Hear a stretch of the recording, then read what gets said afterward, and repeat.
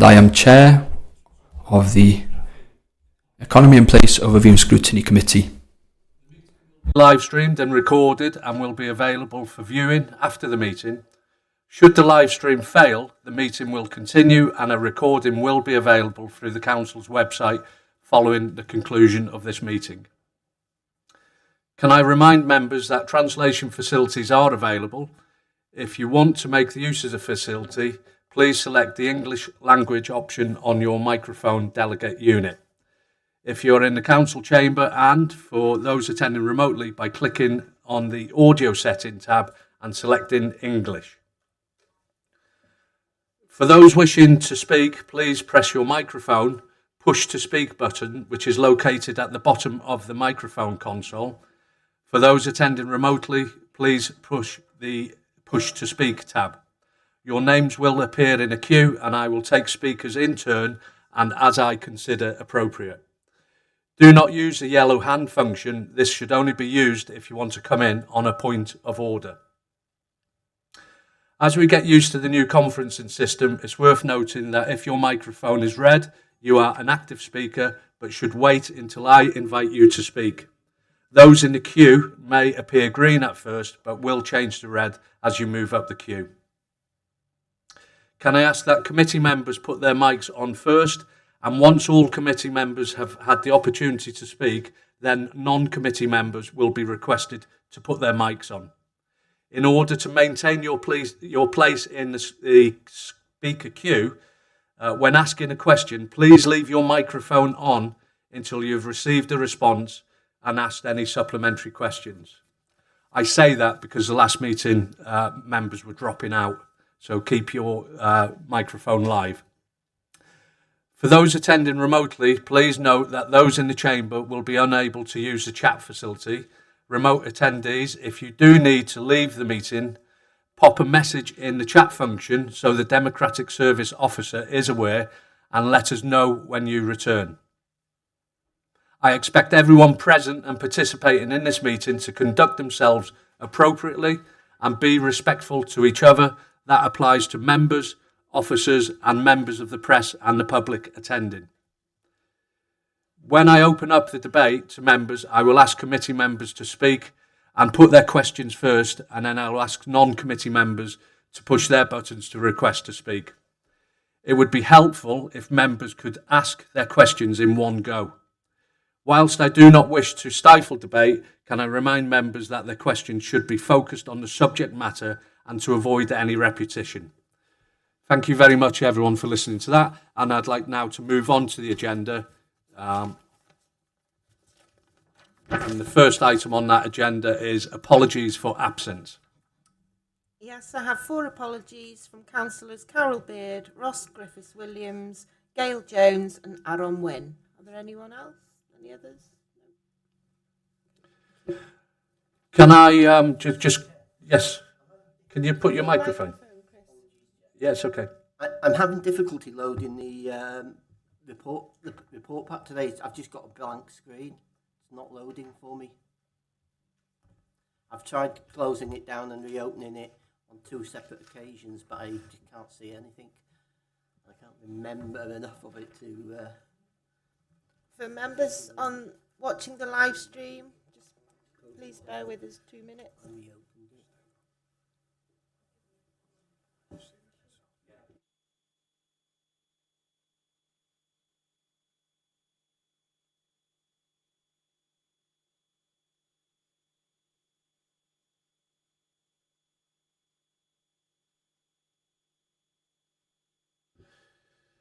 Okay, well, Chris is just sorting that out. So apologies for absence. We've had declarations of interest, Code of Local Government.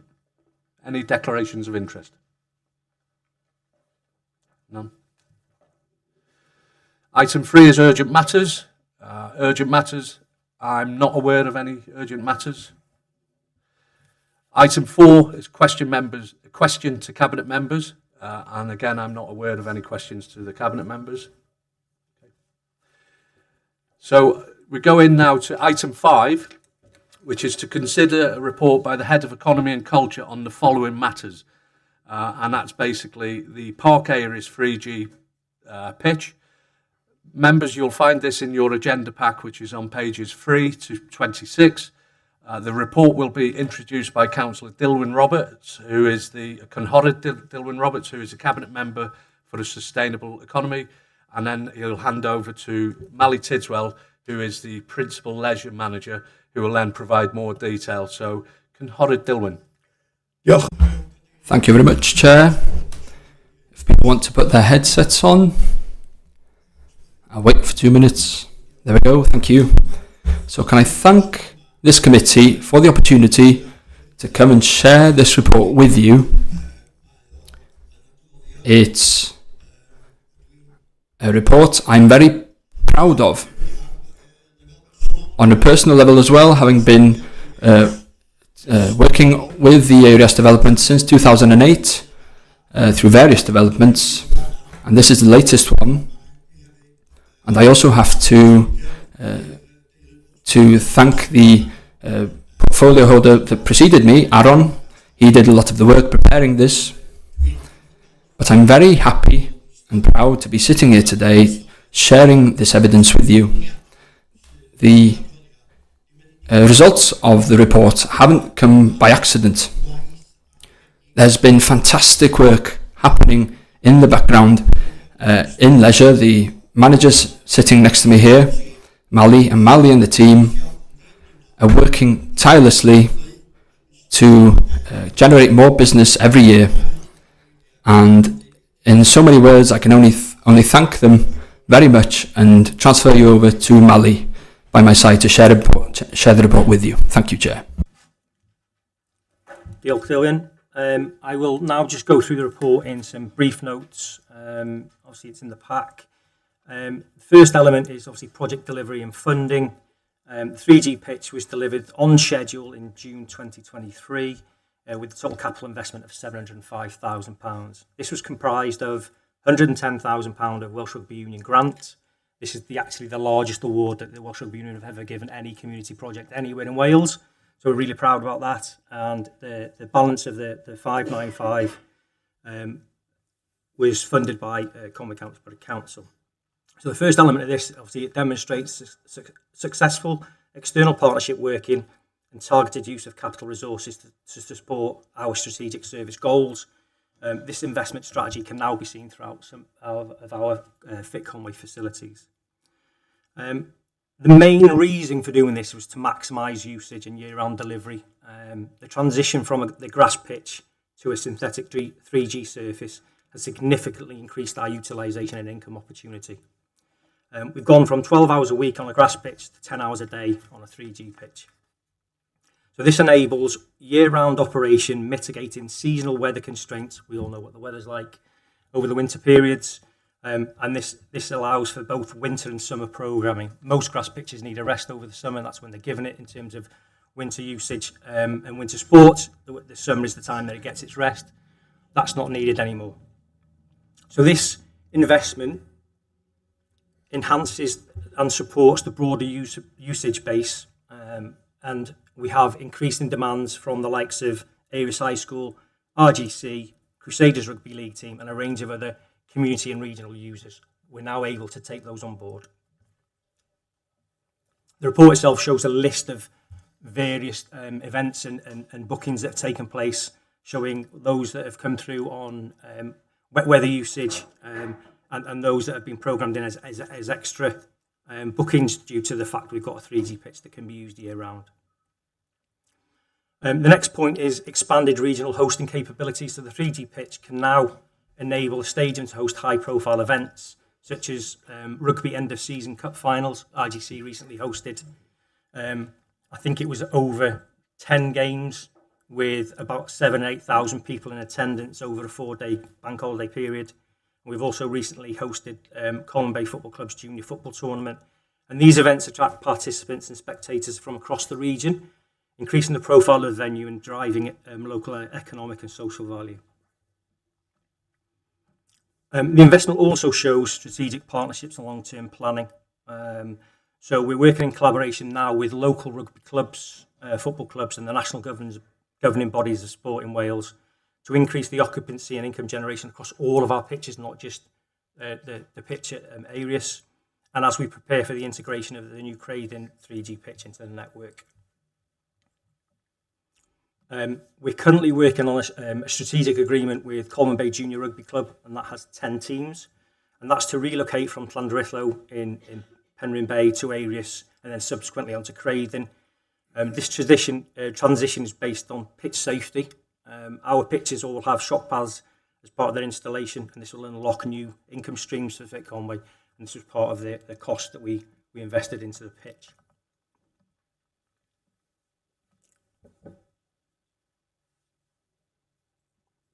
So within the report, obviously there's member engagement, portfolio holder Dilwyn next to me, and the local elected members, Councillor Chris and Councillor Abdul, have been fully briefed and provided constructive input into the 3G development.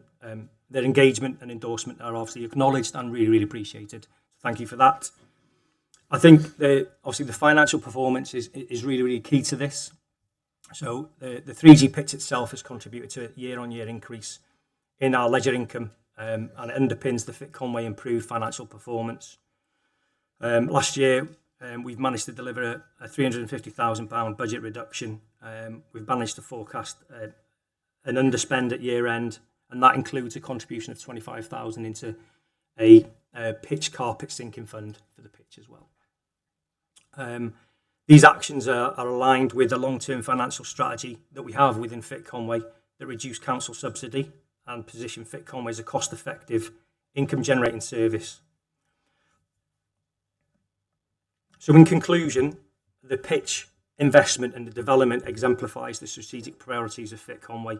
And those three things are investment in infrastructure that enhances well-being of our residents, commercially driven service planning, which allows us to generate more income, and sustainable financial management. So I think overall, the report shows that members should take pride in the outcomes achieved not only through the 3G pitch, but across the wider Fit Conway portfolio. This continues to deliver measurable public value and budgetary resilience. Thank you. Thank you very much for that, Mally. And I think when I read this report, it just had success written all over it. And, you know, you and the team need to be congratulated. You might catch me joining shortly. My wife's putting a bit of pressure on me, so there might be an extra member.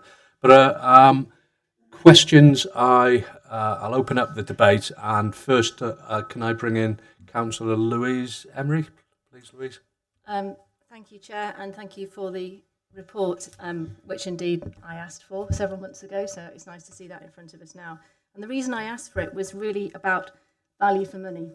So the value for money of the original investment, which was 705,000 minus the Welsh Government grant, so 595,000 that we've borrowed essentially. So we've got substantial interest rates on that as well. So the total figure at the end of 15 years will be sort of £900,000.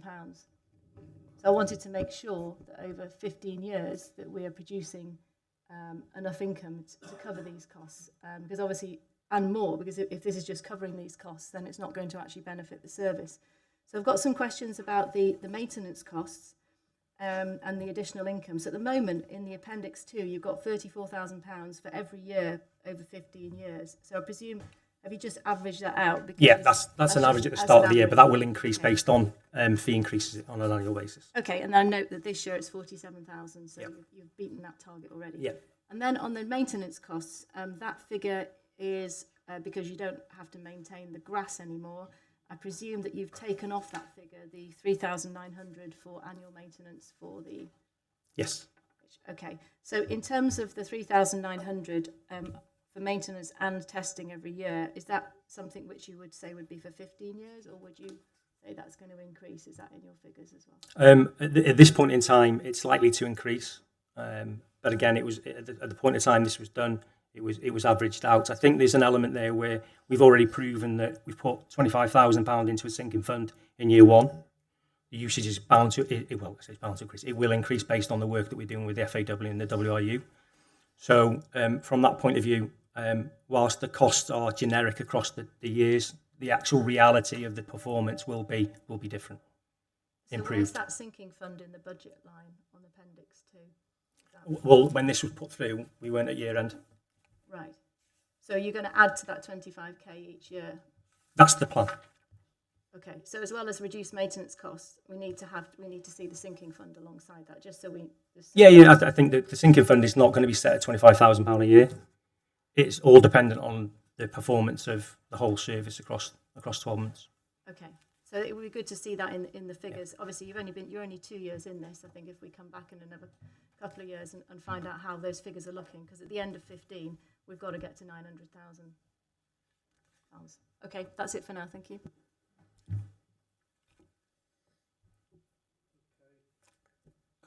Next, I have Chris Hughes, and then Tom. So, Chris. Diolch, Cadeirydd. First of all, I want to start by declaring an interest. I am chair of Colwyn Bay Environment Federation and the Friends of Areas Park. We often do work in partnership with the local authority in areas, and that's part of what I want to allude to during the what I say next.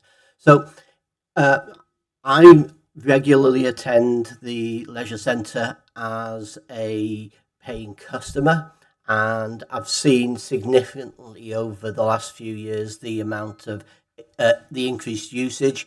You see pupils from areas using the facilities during the day, and then RGC training at night, and you certainly wouldn't have seen that very often in the past. But I also, it would be remiss of me not to mention the additional benefits that we've seen as a consequence of this development. When the developers put the 3G pitch in, they contacted me and my colleagues in the Environment Federation, and as a consequence of that, we were granted a number of trees. In addition to that, in partnership with a number of organisations, we've planted around 700 trees in Areas Park over the last 2.5 years, which offsets the impact of losing the grass, which would have been a carbon sink. So from that benefit, we certainly have seen a significant impact in terms of the improvements to the green environment within the park as well as a consequence of this development. I'm happy to move the recommendations, Chair. Thank you for that contribution, Councillor Chris. I've got Thomas Montgomery. Councillor Tom. Thanks, Chair. Yeah, I've got a couple of questions, if that's okay. So, first of all, Mally, yeah, thanks for the report. It's great to see that you're using the pitch so much and that it's having such a positive impact. My questions are on a similar line to Councillor Louise's in terms of the financial security of the pitch long term. I have a small bit of experience in 3G pitches and the issues that you face when they go wrong. So I'd be really grateful if I could see from where we've got the figure to say that we expect the pitch will last and continue to operate at a level required to be licensed by both the football and rugby associations for 15 years, because in all of the contractors that I spoke to, the estimated life cycle of the pitch was between 8 and 10 years. So I'm really interested to see who's given us that figure of 15 years, particularly at the usage of 10 hours a day. So if you do have that, I don't expect you to have it now, but if you can send it over. I can answer that now. Okay, so great. Obviously the usage opportunity is 10 hours a day. That doesn't mean that's going to happen. Yep. The actual 15 years is based on our current performance of one of our 3G pitches that has been in for 12 years already. It's been used as a pitch, it's been used as an indoor events arena, and it's still going. So from the fact of how we've managed our pitches and the number that we have of them, we can spread the usage. Whereas other pitches, like sort of local football clubs have got 3G pitches, that's all they've got. So it does get hammered, it does get a lot of usage. So again, the maintenance that we have based on the manufacturer's recommendations and that our experience states that we're confident that we can reach this to 15 years. But the pitch that you've had for 12 years, is that a licensed pitch? Because forgive me, there's a difference between having a 3G pitch and having a 3G pitch that is licensed to play professional sport. So ours is licensed to FIFA and World Rugby. So it's FIFA 2 and Rugby, World Rugby. So they're licensed to those standards. Right, okay, and that's the one that's been going for 12 years. Yeah. Okay, well, that's great to know, because it is concerning, considering we've taken on a loan, is that if we don't hit that 50 I understand that. mark, then we're going to be at a point where we're paying back a debt for a community asset that we no longer have. So I think 15 years is quite ambitious, but if you're confident, then okay. I'm an ambitious person, but I wouldn't have put us under threat. Then my next question, and you partially answered it, is about the sinking fund, because I was concerned that it wasn't mentioned in the report, but you've said the service is going to look to put in as much as it can year on year. Is that just going to be a decision that's made at the end of each financial year of what the service can afford to put in? Because with the best will in the world, we can have difficult times. This council's going through it now, and I'm concerned if we're not at least putting something in the sinking fund each year, we're going to get a couple of years down the line and have some quite expensive repair costs coming our way.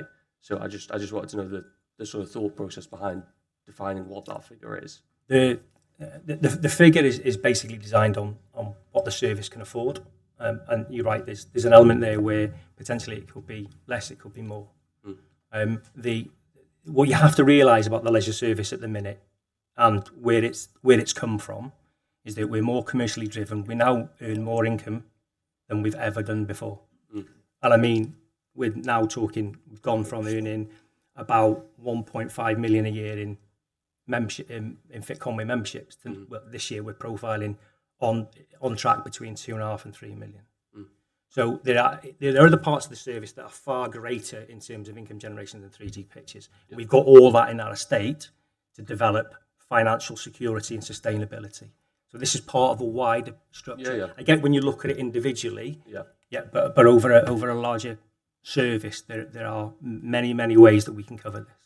Sure. Okay, and then my final one was on section 3.6 on page 5 of the report. It says that we're paying money for testing. Is that done externally by an independent tester, or is that testing that we're doing? No, that's an external tester to get the pitches to FIFA and World Rugby standards. And there's no areas of concern that those inspections are highlighting. Okay, thanks, Joe.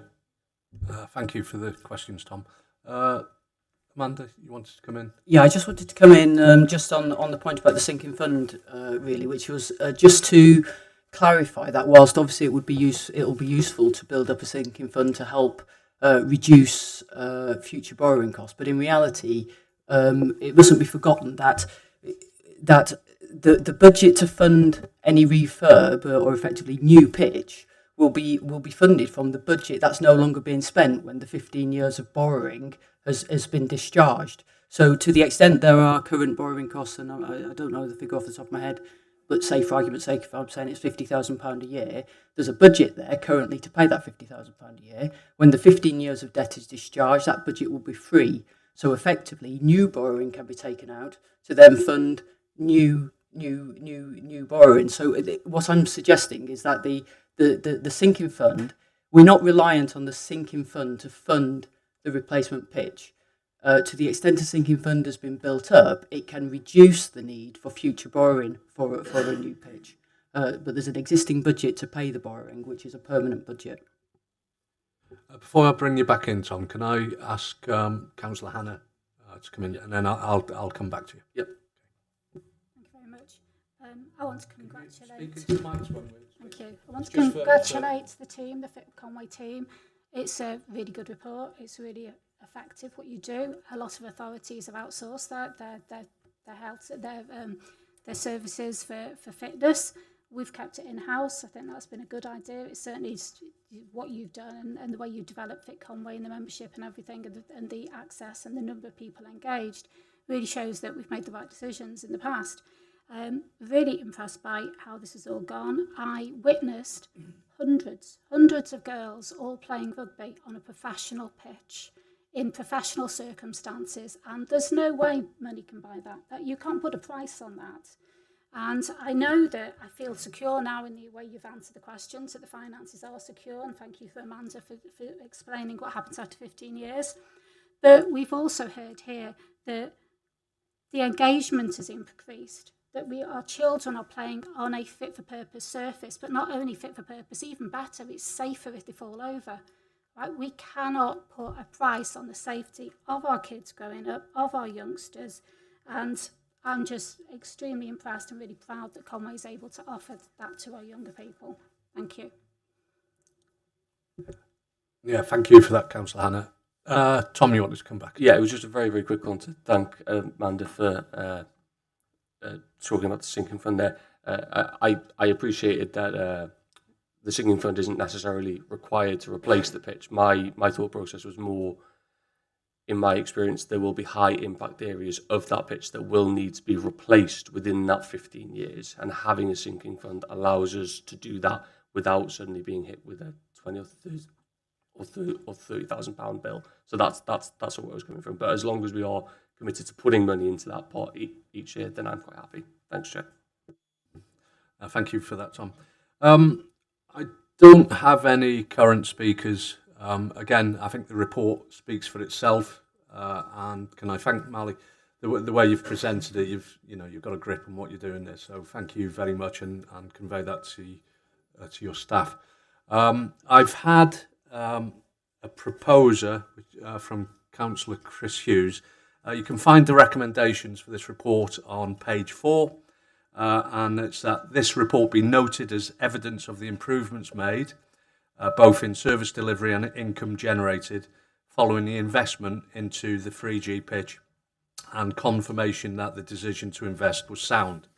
I've had a proposer for that. Can I have a seconder, please? Councillor Allen.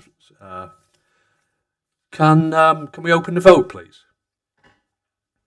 Okay, so we've had a proposer for the recommendations. Can you vote for or against, please, or abstain?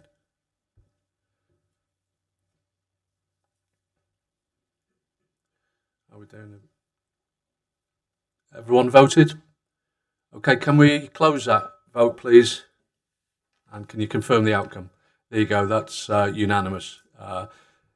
Mally, thank you very much for the presentation. Conora Dilwyn, thank you very much as well. So moving on from that now, you're free to go. Moving on to that now, we look at item 5, which is to consider reports by the Head of Economy and Culture on the following matters. And this is the Venue Cymru Futures project. Members, you can find this in your agenda pack from pages 27 to 129. A supplement to the agenda has been published in relation to costs for Llandudno Library, and then I've had we've been in receipt of 2 letters of support from the members of the public. How I'm going to present this item. So to start off with, Conora Dilwyn, if you would like to just present to start with, and then I'll go from there. So. Thank you very much, Chair. And first of all, before I move to this report, can I thank the committee for your support? It means lots to the manager and the staff down at Irias, and thanks very much for that. Excuse me. Yes, before I present Sarah with the report here, can I have your permission, Chair, to ask Amanda to come in first, just to clarify 1 or 2 points on the financial side? It's so. I am again very happy to bring this report in front of you. A lot of work has gone into this. A great deal of work has been going on to ensure that we reach where we have today. And can I ensure you as well, as I've read on some of the t-shirts this evening, that my priority as well is to ensure that there will be libraries that are sustainable in Conwy County, which is different to what's happened in various other counties thus far, which are losing them. And there's been fantastic work going on I will ask, first of all, if I may, for Amanda Hughes to come in, the head of the finance section, to explain one or 2 points here. Thank you. Thank you very much, Cynhorwyd Dilwyn. Yeah, well, actually, I was going to do that because, I've got you to basically to introduce the report. And then, obviously, we've had a supplement on this agenda. It's fair to say there's been a lot of talk about the finances around this report. So I was actually, myself, Dilwyn, was going to ask our Strategic Director for Finance, Amanda Hughes, to come in just to go through that a piece of work that you sent through this morning. Thank you.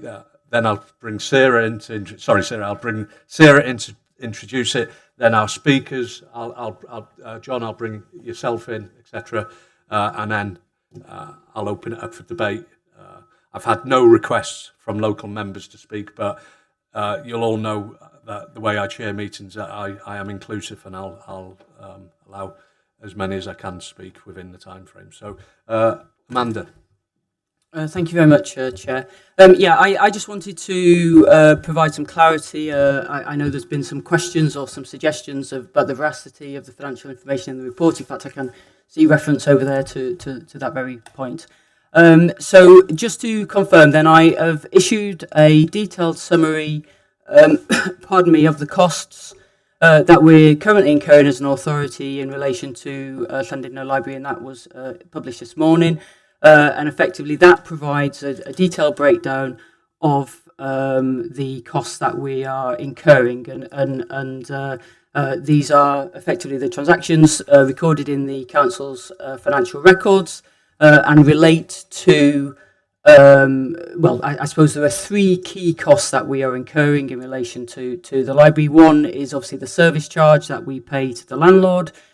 We pay national non-domestic rates of 34,025 was the other, and we also then incur significant costs in terms of utilities and cleaning. So essentially, what the summary shows is that we are incurring, or as at the end of the 24-25 financial year, we incurred £131,000 of costs directly in running the library building. So I've not included here staffing costs, because obviously any staffing costs for the library, those library staff will follow the library. So if the library does move, then obviously those staff will move.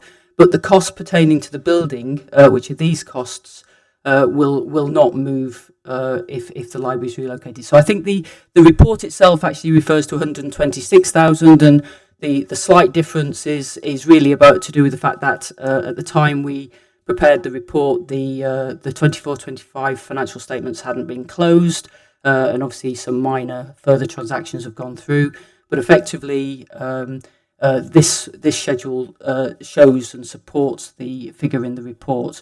The suggestion in the report is that if the library is relocated, we are confident that we would save over £100,000 of these costs. And I can confirm to the committee that I believe that would be the case. I think there's been a little bit of speculation about the fact that obviously it is no doubt the case that if we build a bigger footprint, that will incur some additional costs. So obviously the district valuer will reassess the rates.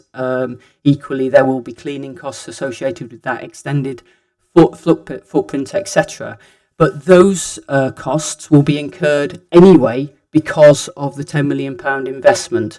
So essentially, these costs that we're saying that we would save over 100,000 will absolutely be saved, because the choice is that we incur the new additional costs because we're doing the 10 million extension and these costs, or we just incur the ones to do with the extension, which we're going to incur anyway, assuming we don't turn down the £10 million.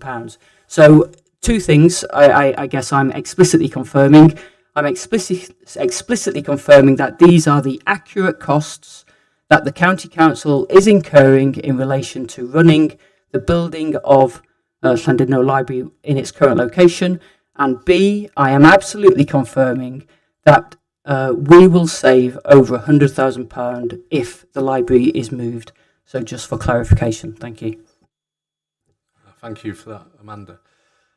So that leads me now to ask Sarah if you could present this report. I'm sure there'll be questions on the finances as we go through that report. As I say, so if you could just do the presentation, Sarah. Yes, Thank you very much. Diolch. So members will have had an opportunity to read the report, which covers the reasons for putting this proposal forwards, the results of the Llandudno Library consultation, the high-level economic impact study and inequalities impact assessment. The report covers these items in detail, so today I'm going to use the visualisations and the plans to try and explain a bit more about how the proposal will look, including the work on the auditorium and the Culture Hub more fully, so to bring that a bit more to life. We want to create a vibrant and welcoming centre that is a great place to be, that offers a range of services and that contributes to our communities. Before I continue, I just want to show, I'm not sure if members online can see this, but we have got a 3D model, and just so you can see, this is the existing, the grey, and the white is the extension. So hopefully you can all see that, which will give you an idea of the size that we're talking about.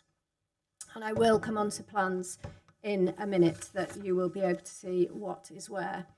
So I'm going to talk through the visualisations with you. The library would be located across the whole of the ground floor that I've just shown in the model. So the existing and all of the new. It won't be kind of tucked in a corner. It will be the entire foyer will become multi-purpose. There are only some bookshelves shown in this image, but a full design would be commissioned should members agree to this proposal, and the books and the shelving would extend throughout this floor. Obviously, these are very early stage, just to give a bit of an impression of what we're trying to achieve. The tourist information team will likely have to have a base on the reception desk, which is shown in this image just in the centre there. But they will be able to greet guests and talk to customers anywhere in the foyer, so they could sit down and have a coffee or sit in the chairs to go through information with visitors. The size of this extension, as Amanda alluded to, will remain the same if members decide to go ahead or not. So the co-location of services will deliver cost savings because we will only be running one building, not two. And the building will also be designed with carbon footprint in mind, which will also drive down our costs. The foyer area, I'll just zoom in a little bit here. The foyer area will have both comfortable seating. Has that worked? Has that gone in? I'm not sure if it has. I'm not sure that. Oh, yeah. There we go. That's back to where it should be. The foyer area will have both comfortable seating and tables suitable for eating, for shared working, catering to the needs of our visitors, particularly those using the space as a warm hub facility, people looking for community space to work, groups such as the U3A who already use Venue Cymru and our library spaces who want to meet informally, and also people seeking the support and advice of our knowledgeable library staff. Library visitors will be able to use machines to check books in and out whenever the building is open, which will be from 8 a.m. Monday to Friday and from 10 a.m. on Saturday until either 5:30 p.m. or when the building closes after a theatre show or event. So that will greatly extend the hours that people are able to access books and the public computers in the library. Our professional library staff will be available for the same hours as at present, delivering the same wide range of services and support that our libraries offer. Frontline staff working in the building will all be trained to understand the basics of each other's roles, which will help to promote the work that we undertake, in particular that broad support that the library team offer to our communities, such as helping them access services in other parts of the authority, helping them use public computers to apply for jobs, do CVs, having trusted conversations with staff in a neutral space, and signposting to support and services. We're also planning to put digital screens in, which will enable the promotion of the whole county to the existing 300,000 annual visitors at Venue Cymru, as well as the uplift in visitors that we would expect this project to create. We will also be looking at placing some tourism-focused digital screens in the centre of Llandudno, and we are looking for suitable places for those should this go forwards. As I mentioned, existing visitors to Venue Cymru are around 300,000 annually. That's 100,000 conference and events delegates, most of whom are from outside of the area, so business tourists, and also 200,000 theatre and arts attenders, of whom 25% are from outside of Wales. So again, a significant number of people visiting from outside the area. So as I've mentioned, the whole foyer will be multi-purpose, extensive library, seating areas, cosy spaces. The only area that we do want to demarcate is the children's area, which you can see here in the top picture. That's just where it will be on the ground floor from the outside. And down at the bottom, you can just see the trees, which some of you will recognise from Llanrwst. This is our children's library in Glastir, Llanrwst, and it's very much what we would be aiming to create: something engaging, fun, something that children want to stay around and spend their time in. And we also hope to be able to deliver a small biodiversity space just outside, which you can see in this image, for children to learn about growing plants, growing food, or just to have some space outside where they can sit and read or be read to, which I think will be a brilliant addition if we can include that. The ground floor will also have a community stage. You can just see at the bottom a lady playing a guitar there. This will be available free of charge to local performers and community groups, schools, choirs, anybody that wants to would be able to book in for that. We're also planning to have space for art exhibitions, for tourist information service, as I mentioned, and for retail of local products, and that will all get planned in as the iterations of the design continue.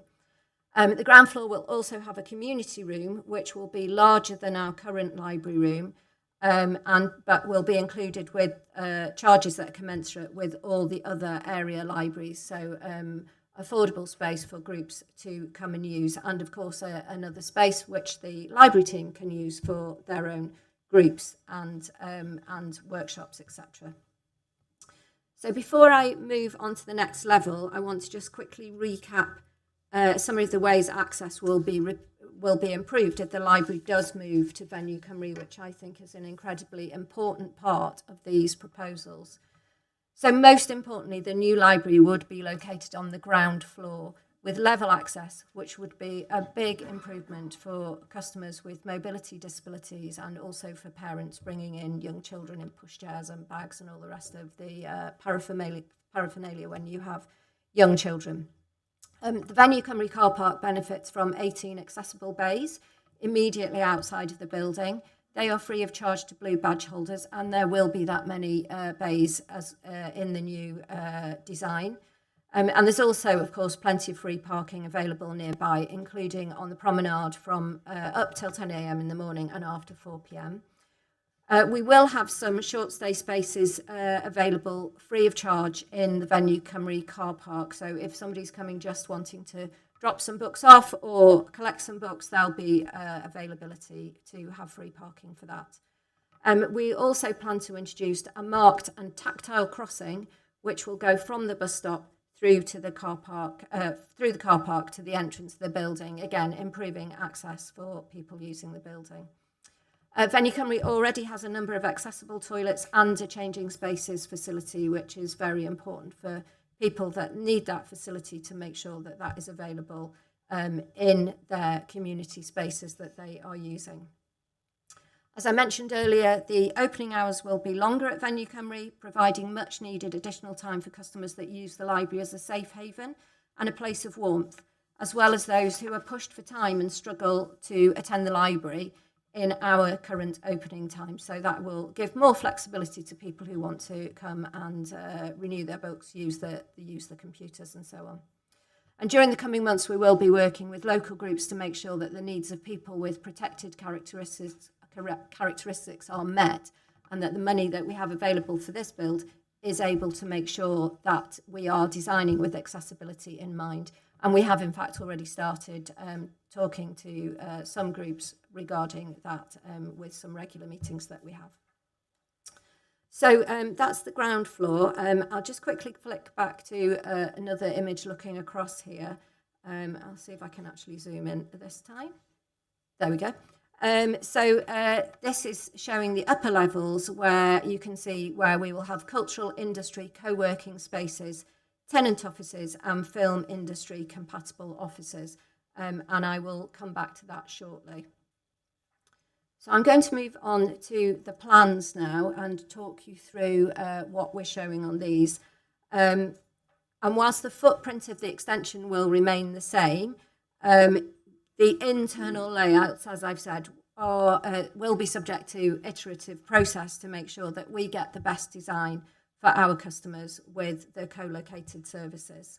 But the plans do give a good indication of what we're trying to achieve, so I thought it would be useful to share that with members. So on this level, we can see over on this side the auditorium seating, and the seating will all be replaced as part of this project.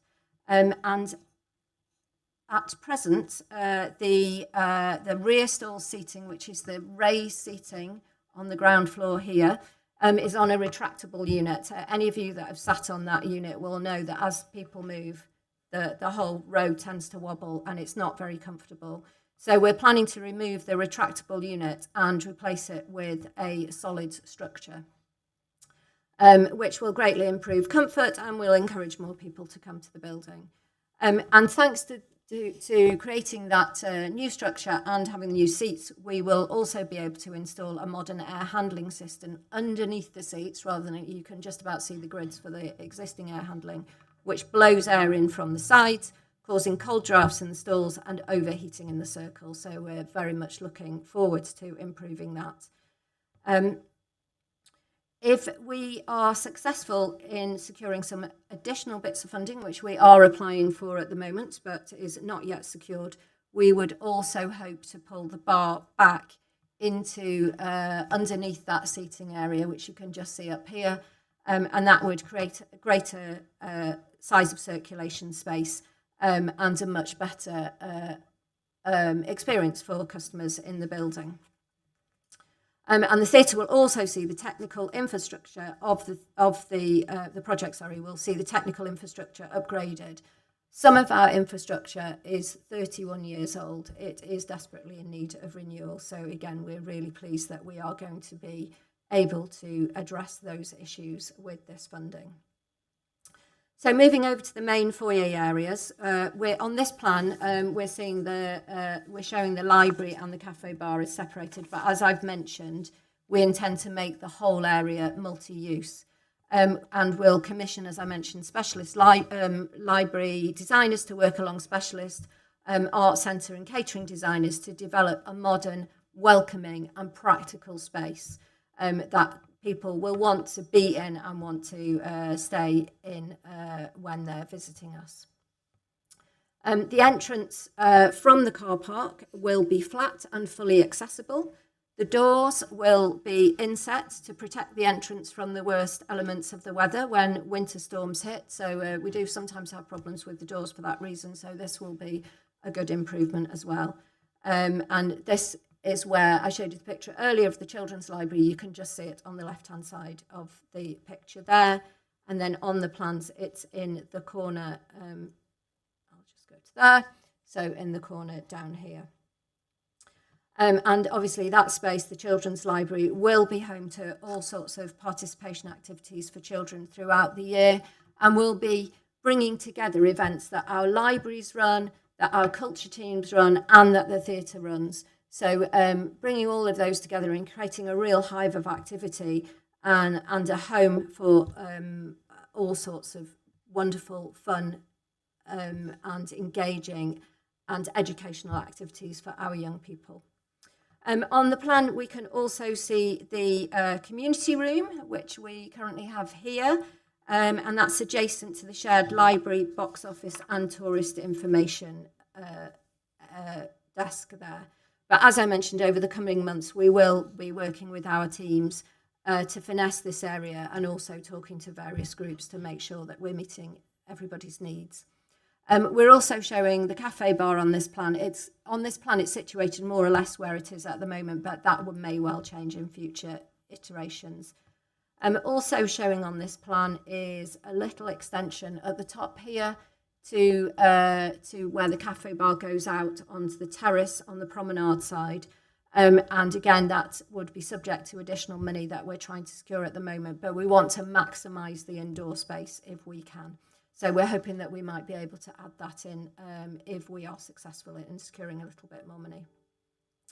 The bench seating, which we saw an image of earlier, just here, which is next to the stairs, will be placed to allow viewing of performances on the movable community stage, which is movable. We can take it in, we can put it out again, creating additional foyer space when needed and allowing groups, as I say, anybody who wants to come and do a performance, a sharing, try something out, they will be able to do that there. And we will have spaces across the building. We'll have quiet spaces, quiet zones. We'll have discrete areas, potentially even underneath the stair area. There's potential that we might be able to have a little cosy area under there.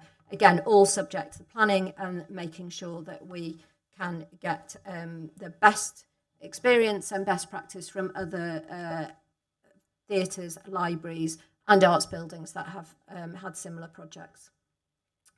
So to summarise, for the ground floor, a customer coming into the ground floor would see books on their shelving across the whole area. They will see public access computers, the cafe bar, shared working tables, discrete cosy seating areas, gallery exhibitions on the wall, the community stage potentially out in use, a community room and the dedicated children's area. So I will move on now up to the first floor. On this level, we are planning to create a performance space and rehearsal studio. For any of you that have been in the studio at the other side of the building, you will remember that this is what that looks like. It will probably be about half the size of our existing studio space, and will accommodate about 40 to 50 people seated.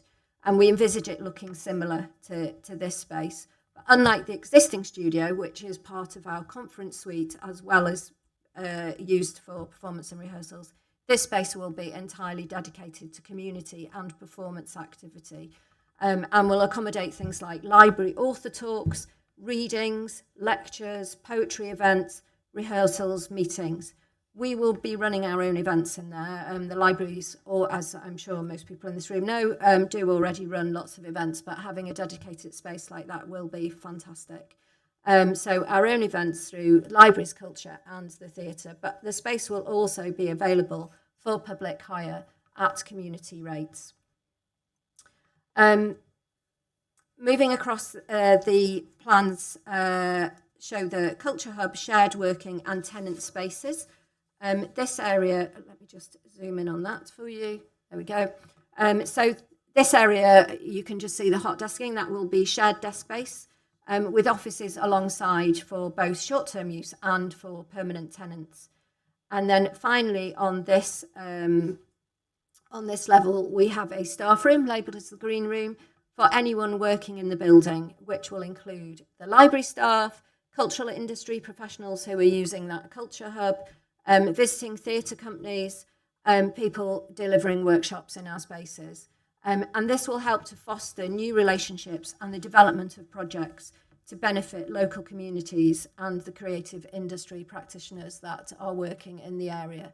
Our vision is very much about creating this whole cycle of work going on in the building, people communicating with each other a vibrant and exciting space for people to be that is delivering a huge range of things and encouraging people to engage with new activities.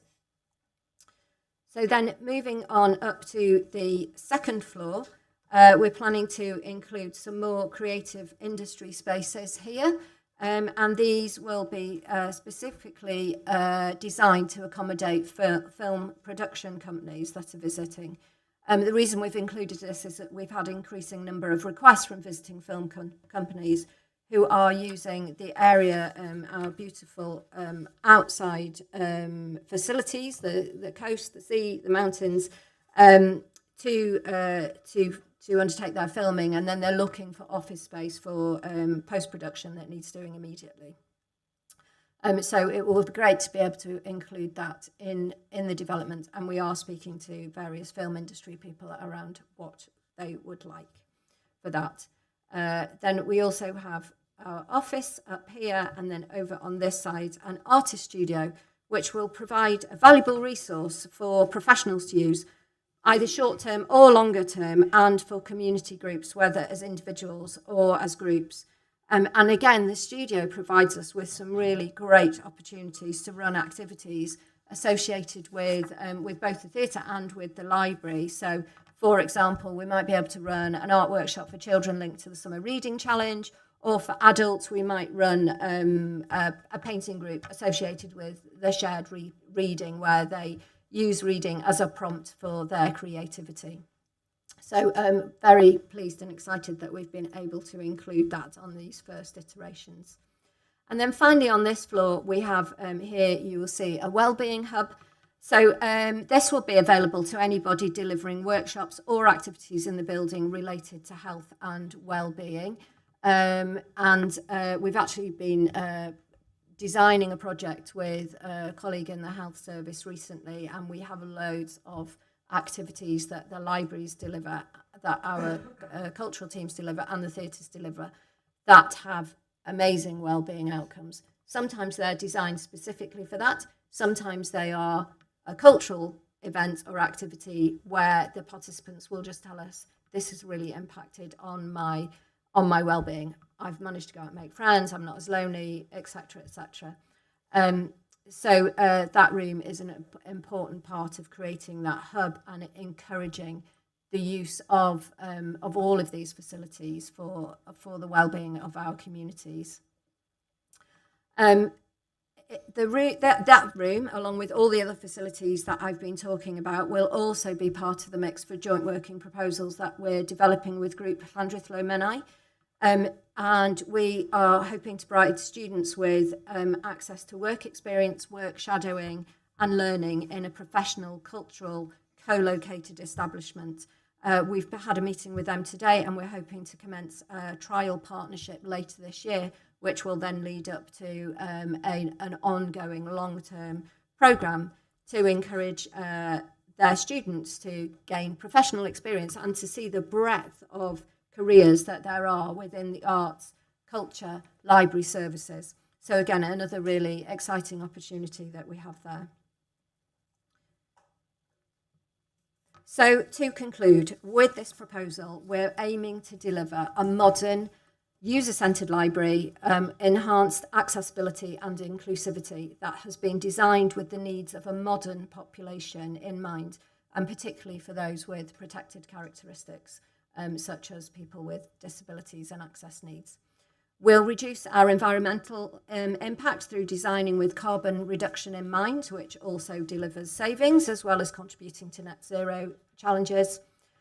We will deliver a library integrated with the Culture Hub, creating opportunities for partnerships and opening up more opportunities for grant funding applications. Our flexible foyer spaces and low-cost rooms will be available for community use, as well as providing purpose-built spaces to deliver a range of library and cultural service activities, such as the Author Talks lectures and book clubs that I mentioned previously. The project will deliver co-location with other cultural activities and services to maximise reach and benefits, in particular for the health and wellbeing agenda. And importantly, we'll be able to offer longer opening hours for the library.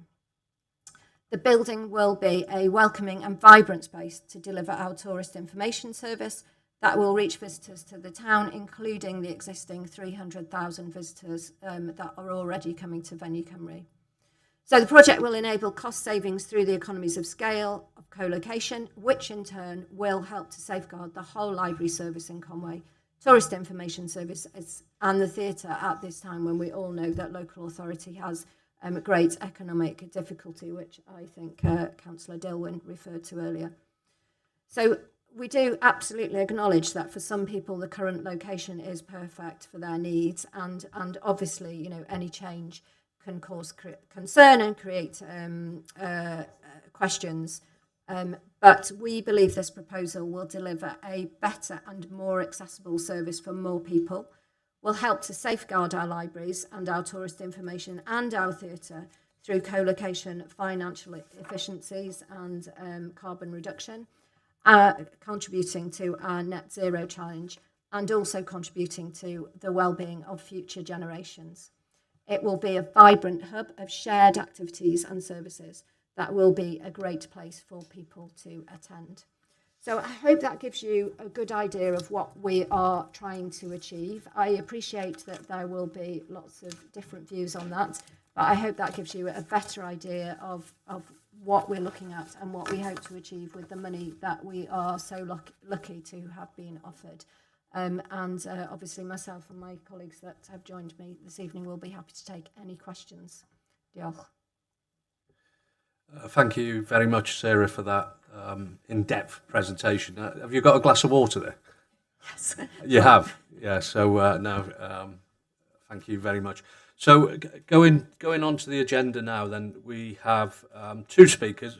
One is against and one is in favour. The one in favour has opted for a audio recording, which we will play. It'll take us a minute or so just to set that up. So really, I'd like to invite Mr. John Merrick. Is it up to the table? Mr. Merrick is. I think you have 3 minutes. When you're ready, don't rush, John.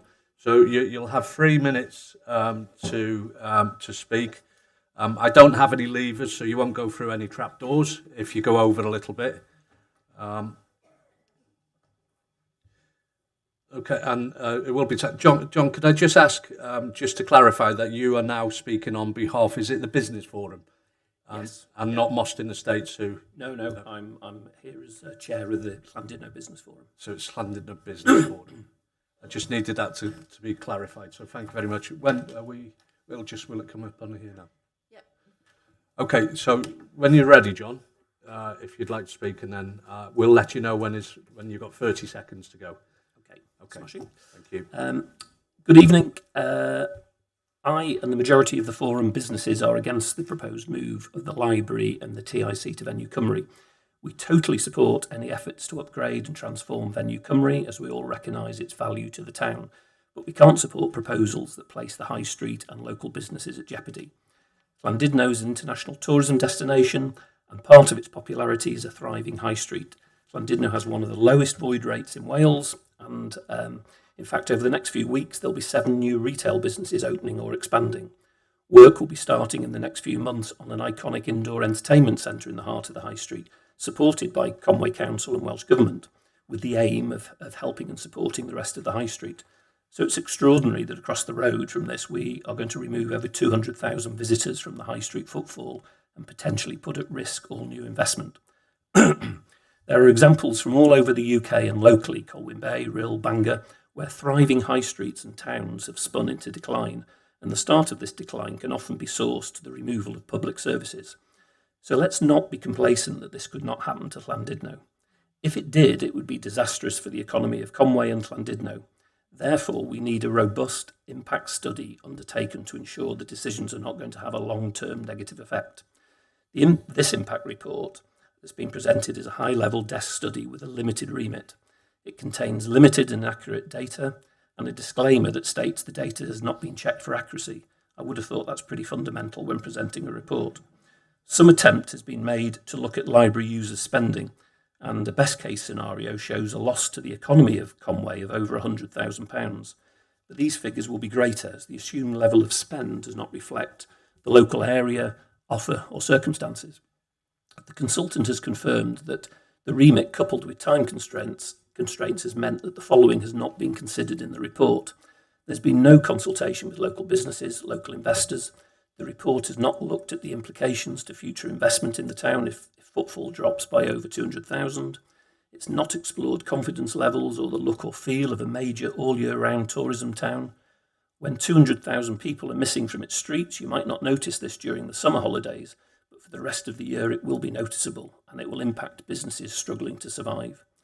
For such a major decision that could impact the town, the county and the region economically, it's 30 seconds. It's baffling how this report is so superficial and incorrect.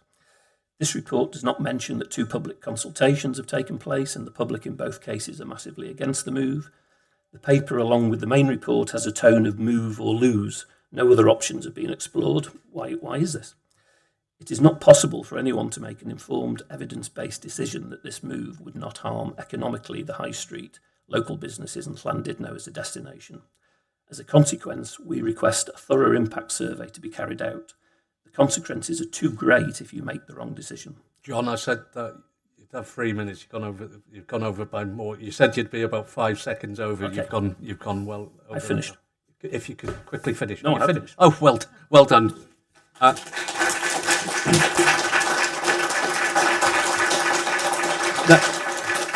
Before you go.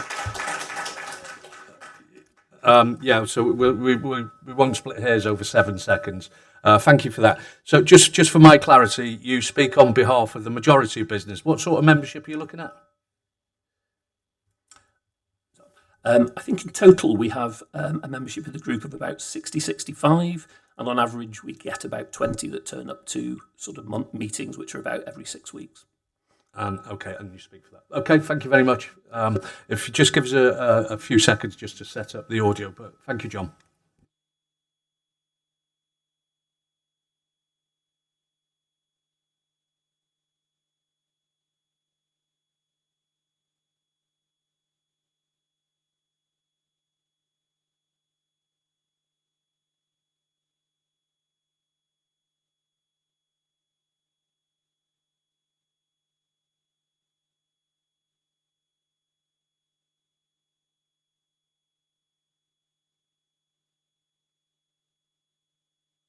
Okay, everyone ready? Okay, so we'll play that audio now. So if you could play that now, please. Please, councillors, do not oppose or let these protesting people of nostalgia stop the development of this fantastic opportunity for all people of Llandudno to access literature and other creative arts in a contemporary setting, as outlined in Conway Council's Culture Hub and Library Plans for Llandudno.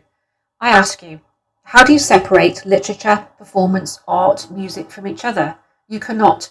They are uniquely human qualities which allow us to express how we relate to the world. And that is why we need to bring all of these elements together in one place for an enhanced and fully immersive, creative, cultural experience for the people of Llandudno. Books are powerful tools. They teach us about past lives, the suffering and strength of humanity, the good and the bad. They can influence and persuade. They can provide hope and inspiration, and offer us all, without judgment, a means of deeper self-expression and improved well-being. And that is what this is about. It is about literature. The focus of the decision is not about retail or an old-fashioned out-of-date library building on Mostyn Street, which has reached its shelf life. The priority here is about creating a modern facility for people to embrace literature in a cross-art setting, which will enhance accessibility, both physical and sensory, by incorporating modern technologies to facilitate that experience. We are not living in 1890, when Llandudno only had a few hundred residents and most of the town we know today was open fields. It is 2025. The population of Llandudno is now 20,000. Our residential area spans from the headland of the Great Orme to the Little Orme, and the retail element is now Mostyn Street, Park Llandudno and Craigerdon. The literary and wider creative arts offer needs to reflect the needs of people of Llandudno as it is now, including the growing number of young people of Llandudno in a way they can relate to. So we need to adapt to those changes and modernise the way literature and other arts are offered to reflect Llandudno in 2025 and beyond. Local school children will benefit hugely from this. Young people now use a lot of online sources for reading, So with opportunities for cross-arts, multi-sensory events, such as visual arts and performance in one location, it will enhance how young people gain a deeper experience of literature in general. It will be possible to offer on-site events where talks, book and play readings from renowned authors and actors can be offered in Llandudno and online from anywhere in the world, allowing participation from school children in those events. But we need a contemporary library building and culture hub setting with safe access away from a busy high street to be able to do all of that. Councillors, by giving your approval to the new Venue Cymru Culture Hub and library plans, you are voting in favour of creating a modern, fully immersive and enduring literary and cross-arts experience for all people here in Llandudno. You are voting in favour of the nurturing of future young authors, poets and creative talent of Llandudno. So please vote today in favour of the plans offered by Conwy Council. The young people of Llandudno will thank you for supporting this in years to come.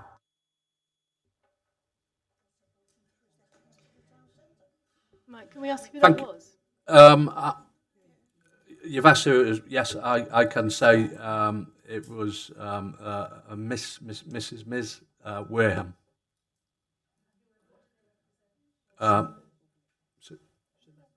Member of the public is what I was told to come in. Wareham. Yeah.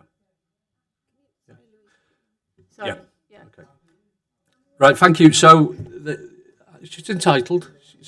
So, right, I think we've had the presentation. We've had a speaker for, speaker against. I'm now going to open up for debate. And can we just be precise on the questions? I really thank the members of the public being here and showing such an interest, but you're here to observe, so can we just listen to the debate if you could? Thank you very much. So my first speaker is Councillor Louise Emery. Thank you, and thank you for the presentation, Sarah. It's actually made me slightly worried about this bid now, rather than encouraged, because you can really see what an enormous building it is that we're putting on the side of Venue Cymru, and we're wanting to agree a £10 million capital bid today, but we have no revenue costings whatsoever in front of us for the future maintenance of this building. I am very concerned that Conwy Council simply can't afford this in the future.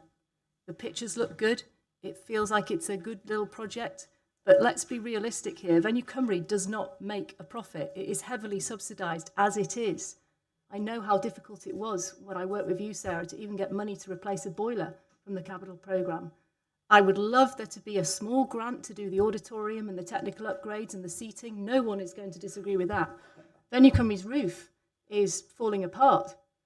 This building will become a white elephant, and it will cost us a fortune because everything in there is at suitable cost point, affordable rates, overhead costs covered.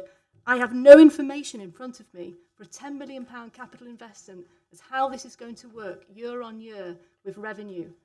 I don't know what money's going to come in. I don't know what you're going to rent the offices out of. And as for the library service, it will be asked for quite a large proportion of these costs because it's going to have to. We're going to have to find revenue to run this massive thing on the side of Venue Cymru when Venue Cymru's roof is leaking.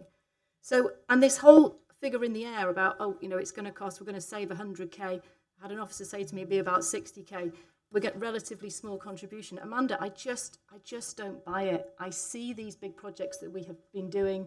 Porth Areas for one. I bet the presentation on Porth Areas was fantastic in Chambers. And yet that is costing us a fortune to subsidise each year. I'm really concerned about the size of the bid. So my first question is to Sarah, is where are the ongoing revenance and maintenance costs for this project? Thank you. Okay, keep your mic on, please. It's just otherwise you'll drop out. So okay. I sorry, I didn't explain myself enough. So, but you're still number one in the queue, so you're okay. Sarah. Thank you. Yes. Obviously there will be additional costs for the extended building. As I've mentioned, it will be designed to be as affordable as possible to run with carbon mitigation, energy efficient equipment and design included. It is community rates, but all of that money will be going towards the additional costs. Also, obviously, if the library moves in, we have put in the report that some of that money will go towards those costs. it's obviously it's an extension of some of the work that we already do for cleaners and what have you to extend. And as Amanda's mentioned, there's likely to be some additional NNDR. But we believe that together with that income that will come directly, there will also be additional income because the increased footfall in the building will stimulate additional secondary spend, will stimulate additional ticket sales, and will make the whole building much more commercially viable. But I've got no spreadsheet information on this. So I've got all the costs of the library down to the last penny, which I'm going to come on later after other people have had their opinion. But I've just got your word, basically, that it's going to be fine. And we're going to sign off a £10 million capital. We're going to say, go for it, guys. 10 million quid. If a business was going to do that, they'd have a stack of financial information next to them about what the revenue costs and the income is going to be for the next 10, 15 years. And I don't have that in front of me, so I can't say yes or no today, but I'll let other people have their say before I come back on the library costs. Thank you.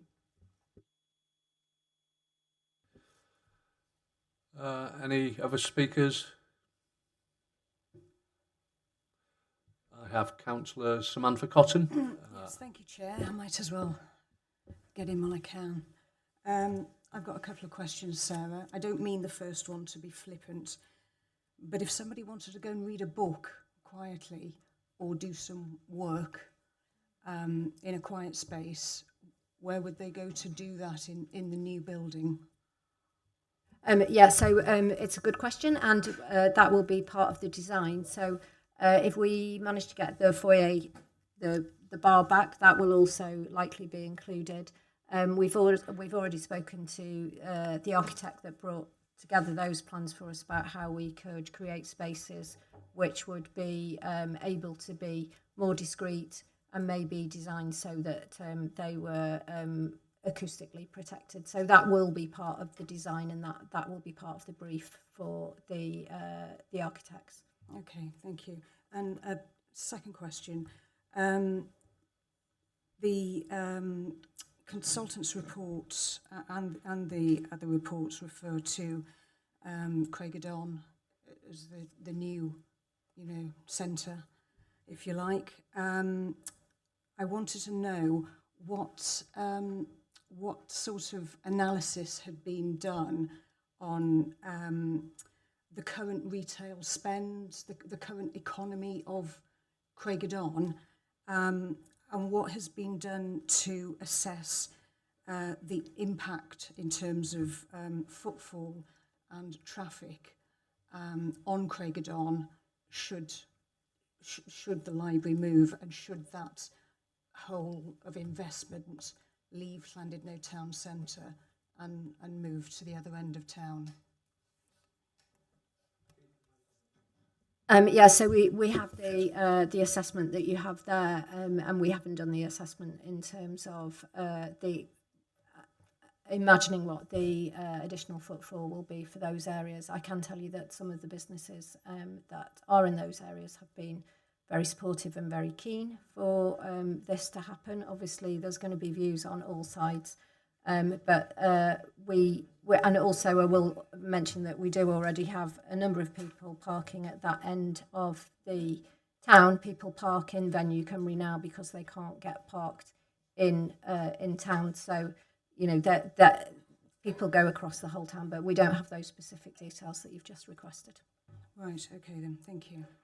Thank you, Councillor Sam.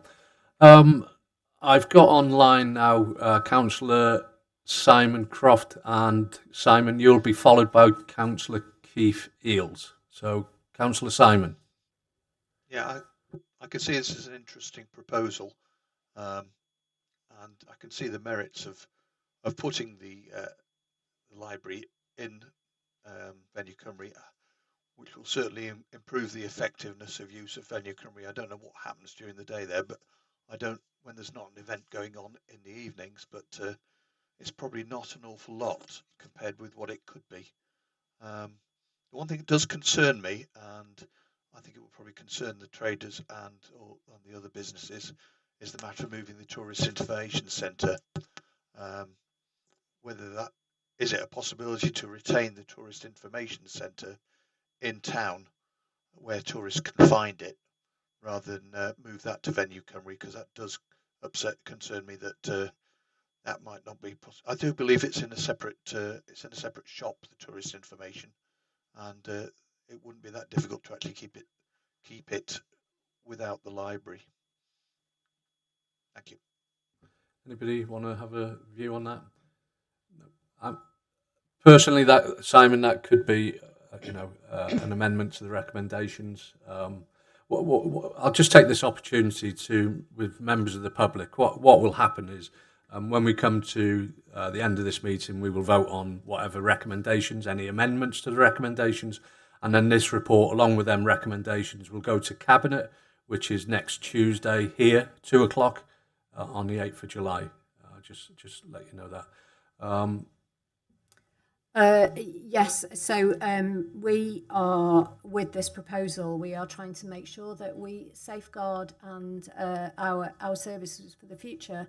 I'm sure many of you will be aware that lots of other councils, as you mentioned, have been closing libraries, have been closing their tourist information services. Tourist information is incredibly important for us in this area.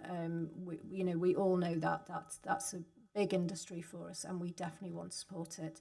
However, it's not a statutory service, and we are tasked with finding savings, and I think this is a way in which we can make sure that we are still able to provide tourists with information and support in the area. And of course, as I mentioned, we do have that 300,000 people in the building every year, a large percentage of whom are visitors to the area, and particularly the business tourists that we don't really engage with at the moment. And we will, as I mentioned, we will be looking to find ways for digital engagement within the town. A lot of authorities are going down the route of just having that digital engagement, and we would like to make sure that we still have actual people if we can, but that is set against the background of the financial difficulties we have. Thank you. Keyfields online. Councillor Keyfields.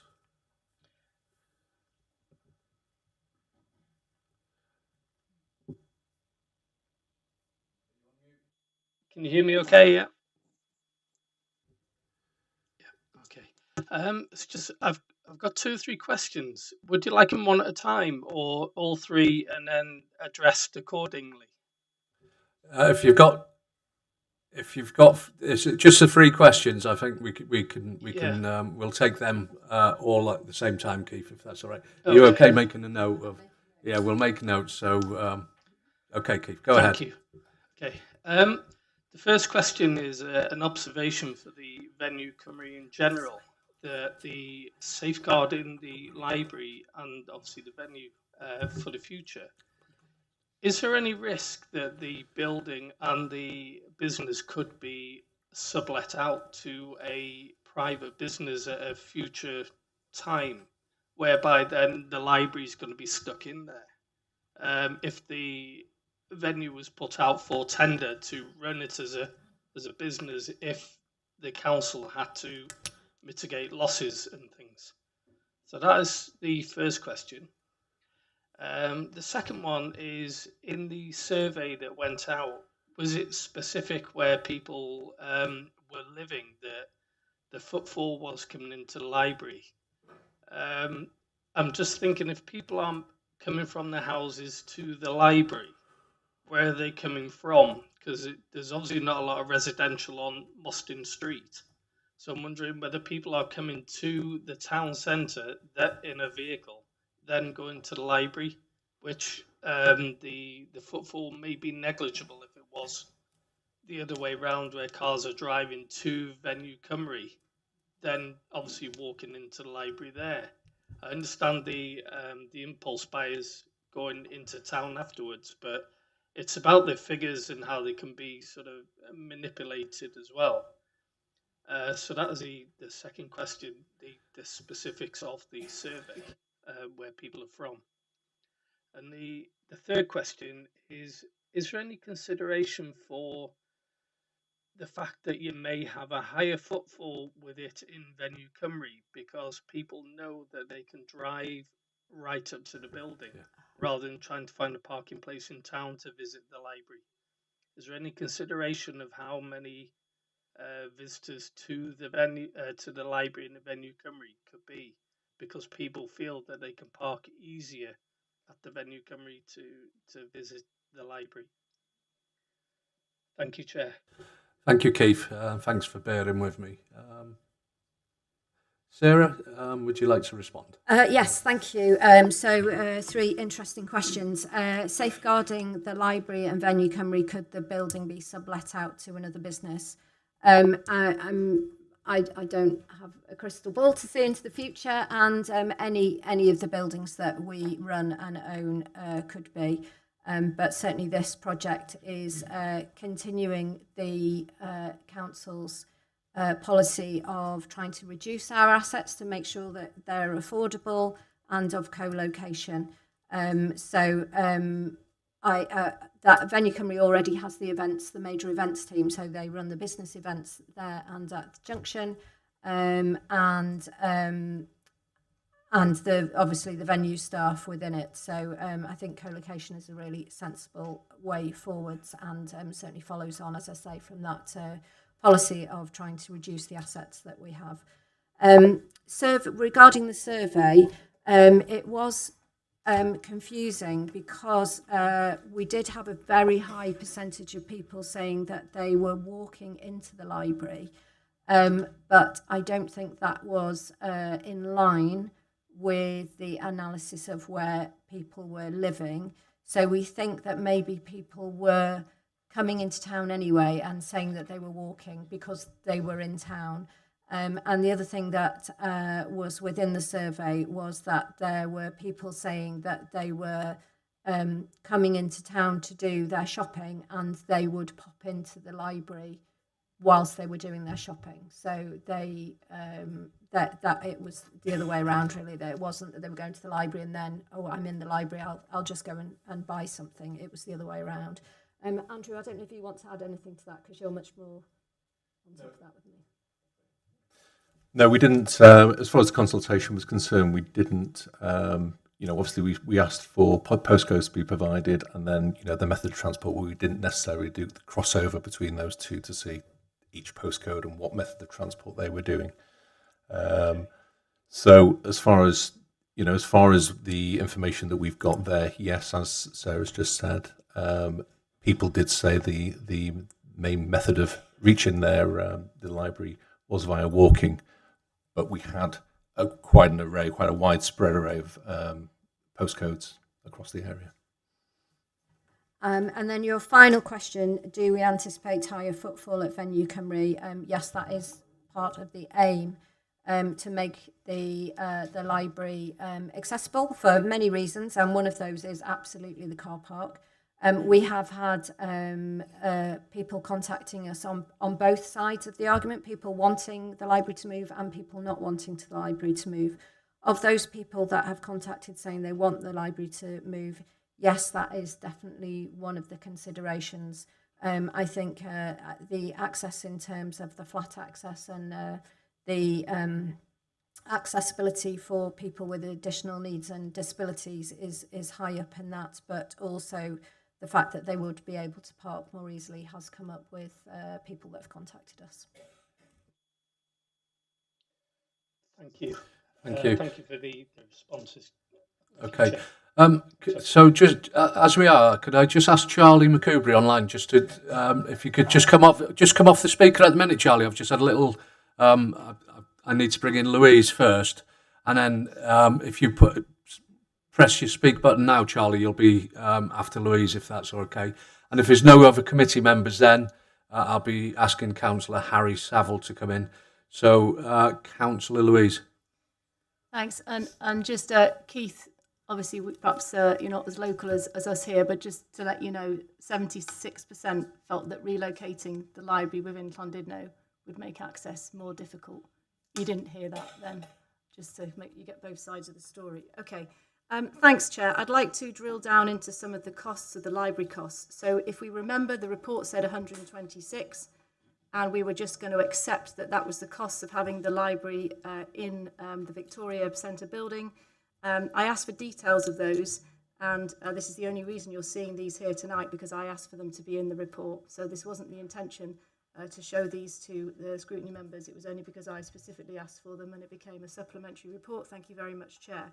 So we've gone from 126,000 and then we go over to 154,000 on the 26th of June. I was sent that, and then 6 days later, Amanda double-checked the figures and we got down to 131,000. So it's made me slightly sceptical about the figures that we're looking at. One of the key things that strikes you out, like we can all see, is the cost of utilities, particularly the electric. I just can't get my head around how that is so expensive for the library space. So just what you were saying about this, we're on separate meters since 2021. So are they actually based on on actual meter readings, on separate meters? Okay, that's not true. There's only 1 meter, 1 supply into the building, and it's paid for by Conwy County Borough Council, because I've got the bill here. So they pay the whole electric and then they recharge it back to the landlord. So you should only be paying 38% of that, not the full amount. So if you can't get that information accurate, and I have the bills here to prove it, it makes me really sceptical about what else is right or wrong about the library costs, because you said these were absolutely the library costs, but there is no separate meters in that building. Well, obviously, you're telling me something that is contrary to information I've had from other officers within the council there. What I do know is that they are bills that we have physically paid and that cash has gone to NPower, the provider. If you're telling me today that some of that is owed to us from other people, then that is of concern to me, clearly. But yeah, so I find it disappointing you've whiz that out of your hat here, as opposed to taking that up with me to allow me to make appropriate investigations on that during the course of today. It is clearly of grave concern to me as a statutory officer if we are not accounting for things correctly. And yeah, I find that quite disappointing and dismaying, really.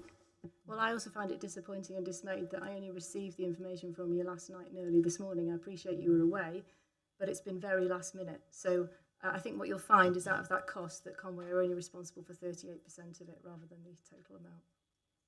Okay, well, I clearly I will go away and investigate that and look into that. However, if you take 38% of the 50,000 and you take it off, we're still talking about over £100,000 of cost currently being incurred at the library building that we will no longer incur if we move. So I take the point you're making, and clearly that is, as I say, of significant concern to me, but it nonetheless doesn't take away from the fact that there would still be significant costs saved if we moved.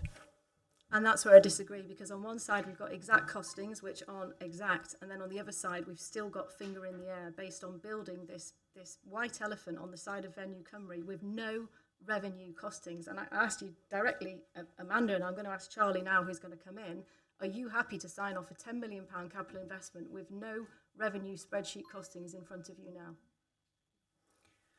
Can I just make some observations in relation to that?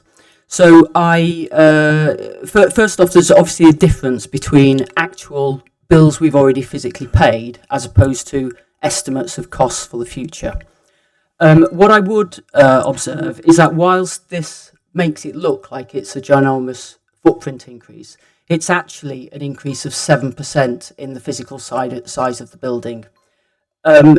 We have done an estimate of what that will impact in terms of the additional business rates, and we estimate, although we have to obviously go through an appropriate process with the district valuer, we estimate that that would probably be in the region of about 15,000 using the methodology that the valuer puts online to allow you to attempt to estimate changes to domestic rates. So to that extent, there's about 15,000 there. In the context of the savings that potentially are achieved, I've referenced the 100,000 in terms of those library costs that wouldn't be incurred, and there's £25,000 in terms of the TIC costs that wouldn't be incurred. So there's 125 £1,000 of savings, and I'm saying there's £15,000 of additional costs on national domestic rates. I don't have an estimate of what it would cost to clean an additional 7% size of the building, but I certainly wouldn't anticipate it being anywhere near an additional £100,000. And also, Sarah's referenced that we are hoping to obviously generate additional income. Now, again, I don't have a clear estimate of that because it would depend on whether we achieved certain tenants, how much we generated from community rooms, how much we would generate from additional ticket sales, etc., etc. But the point being, I am confident that the additional costs would not be that significant by the time you've netted income off for a 7% increase in the footprint of the building. They're still based on estimates, so I think I can't possibly agree to that. Carry on. In fairness, I don't know how we can ever not have an estimate when we're talking about future costs that have not yet. But it's not on a spreadsheet, it's not here in front of us, you're just guessing. You're saying cleaning could be a little bit more, rates okay, going to be this, heating could be a little bit more. I'm questioning the whole project now as to whether it's worth doing. It's going to cost this council a lot of money, and in years to come, they'll be coming to us for subsidising this new bit along with Venue Cymru, which we have to subsidise every year. It's not right, councillors. We can't afford this. As nice and pretty as it looks, we can't afford this. Okay. Councillor Charlie McCoubrey, you did mention him there, Louise. Could I bring Councillor Charlie in, please? Online. It's speaker still on. Yeah. Charlie, can you hear us?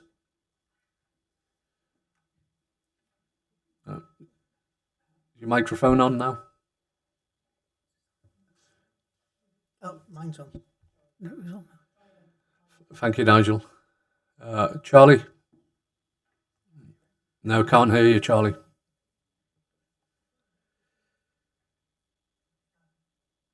Sorry, Chair, can you hear me now? Yeah, we got you. Yeah, thank you, Charlie. Been having the audio reception for previous speakers hasn't been great, Chair. I guess there's a few things I wanted to cover off, and I may need specific questions repeated because I couldn't hear them clearly. I just think it's really important that members do consider the financial circumstances that we're in. Over the last 3 years, we've had budget gaps of 35 million, 28 million and 30.9 million. We all know the reasons behind that. Most of it's pay pressures, essential services, etc. But more worrying, our projection for the next 2 years is 20 million in both years. Welsh Audit did a report on the financial sustainabilities of councils, and that's a really worrying report. Conora Dillwyn mentioned the pressure some of their councils are under. Caerphilly, our council, are bringing forward proposals to shut 10 libraries at the end of August. Newport shut 2 libraries last year, and we know our nearest neighbours, Denbighshire, closed their libraries by 40% reduction across the board last year. And I think that really shows the pressures that authorities are under. What we have here is a situation where we can create a vibrant cultural hub, a library with increased opening hours, and create a saving to this council. Venue Cymru is incredibly important to our economy. It puts in about £33 million per year. As Sarah covered in the presentation, a lot of the equipment is 20 plus years old. If that money is not spent, then that venue is unsustainable, and that's a much bigger economic impact on the town and the region than what we're discussing today. I'd also note, as John Merrick said, the private sector in Llandudno is thriving. On Mostyn's own site, they say the occupancy rates in the commercial sector is 92%.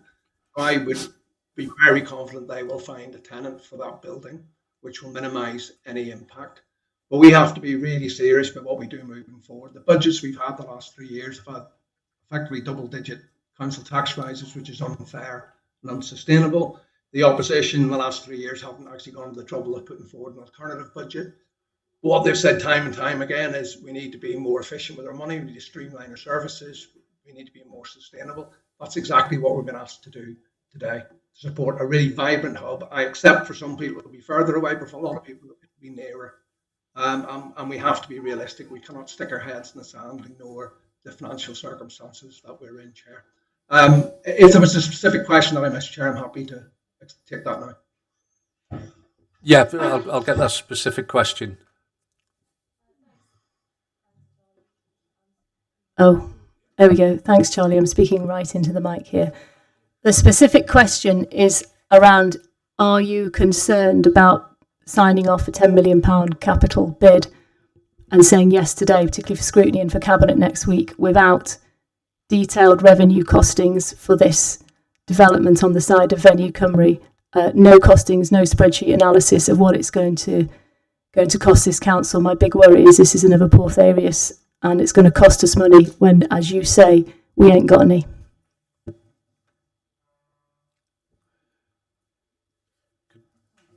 No, Charlie, we can't hear you. It's if you press your speak button again, Charlie, I'll bring you in. I have got Councillor Dav. I've got you. Okay, Charlie. Yeah, no, sorry, Chair. I would expect to see that kind of detail as we move forward with the business case. We haven't been given the money; it is subject to a business case being submitted. I would say that Venue Cymru, if you look at what they've done over the last 3 years, has really driven down the cost. There's been over a 50% decrease in that. We've seen with our leisure centres, the really sterling work they've done. With the previous article, item we covered about the rugby pitch, was a clear demonstration of where we've invested money to actually drive revenue figures up, and we need to find a sustainable future for Venue Cymru. It needs to be more profitable, and this library proposal will support that, as will the £10 million of investment. But I'm more than happy before Cabinet to look at more details that you may require to give a more rounded answer to the questions you've raised. Thank you. I'm going to bring in two members of the committee. So I'm going to bring in Councillor Dav Jones first, then Nia Owen. Cynhoryd Nia. Thank you, Chair. I'm coming at this from an angle of somebody with a disability or disabilities. The new build, how much better than, or how much better than the old building will this make our lives easier as disabled people?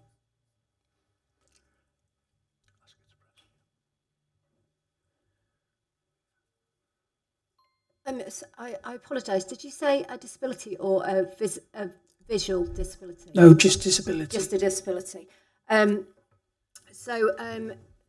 are a number of strands which we have outlined in the report. First of all, it's accessible on the first floor. We have certainly had issues where one or both lifts have been out of order, and we've had to put a doorbell in downstairs. Obviously, both lifts being out of order is not very frequent, thank goodness. But we are in the current building, the lifts are out of their usual age range, really. Ground floor access, flat floor access, the fact that there will be accessible parking bays immediately by Venue Cymru, 18 spaces. Currently, there's one immediately outside the building and two opposite, and then it would be going into the Victoria Centre, taking another lift. We will be designing into the building a whole range of measures such as hearing loops. We will be making sure that the way the building is decorated takes into account requirements of people with visual impairments, for example, contrasting colours like we can see in this building here, dementia-friendly design as well. Also we will be talking to people with sensory needs to make sure that we accommodate that. I'm just going to look at my team who, Sharon, I think would like to come in. Thank you very much.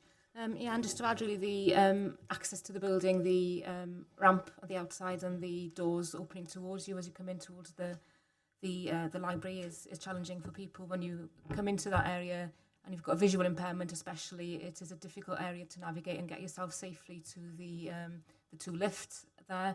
And again, when you're on the first floor, that navigating downwards, if you've got a visual impairment particularly, is a challenge. Whilst the library floor has been designed with accessibility in mind. The services that aren't as accessible, the disabled access toilet, for example, is on the ground floor. So if you're in the library for a considerable amount of time, you need to navigate, and you are not at the same advantage as other people because you need to go downstairs to access the toilet facilities, for example. The lift access as well is quite limited, and it is quite a small carriage. So for some people now with larger mobility scooters, for example, that can be quite challenging for them to safely access the building as well. Thank you. And I've also, I think I forgot to mention that Venue Cymru does have a changing places facility for adults that need a larger changing space, so that's already in the building. Yeah. Okay. Yep. From what I read and what I've heard in the meeting this evening, the old library on Mostyn Street isn't, and I don't think will ever be fit for purpose for people with disabilities.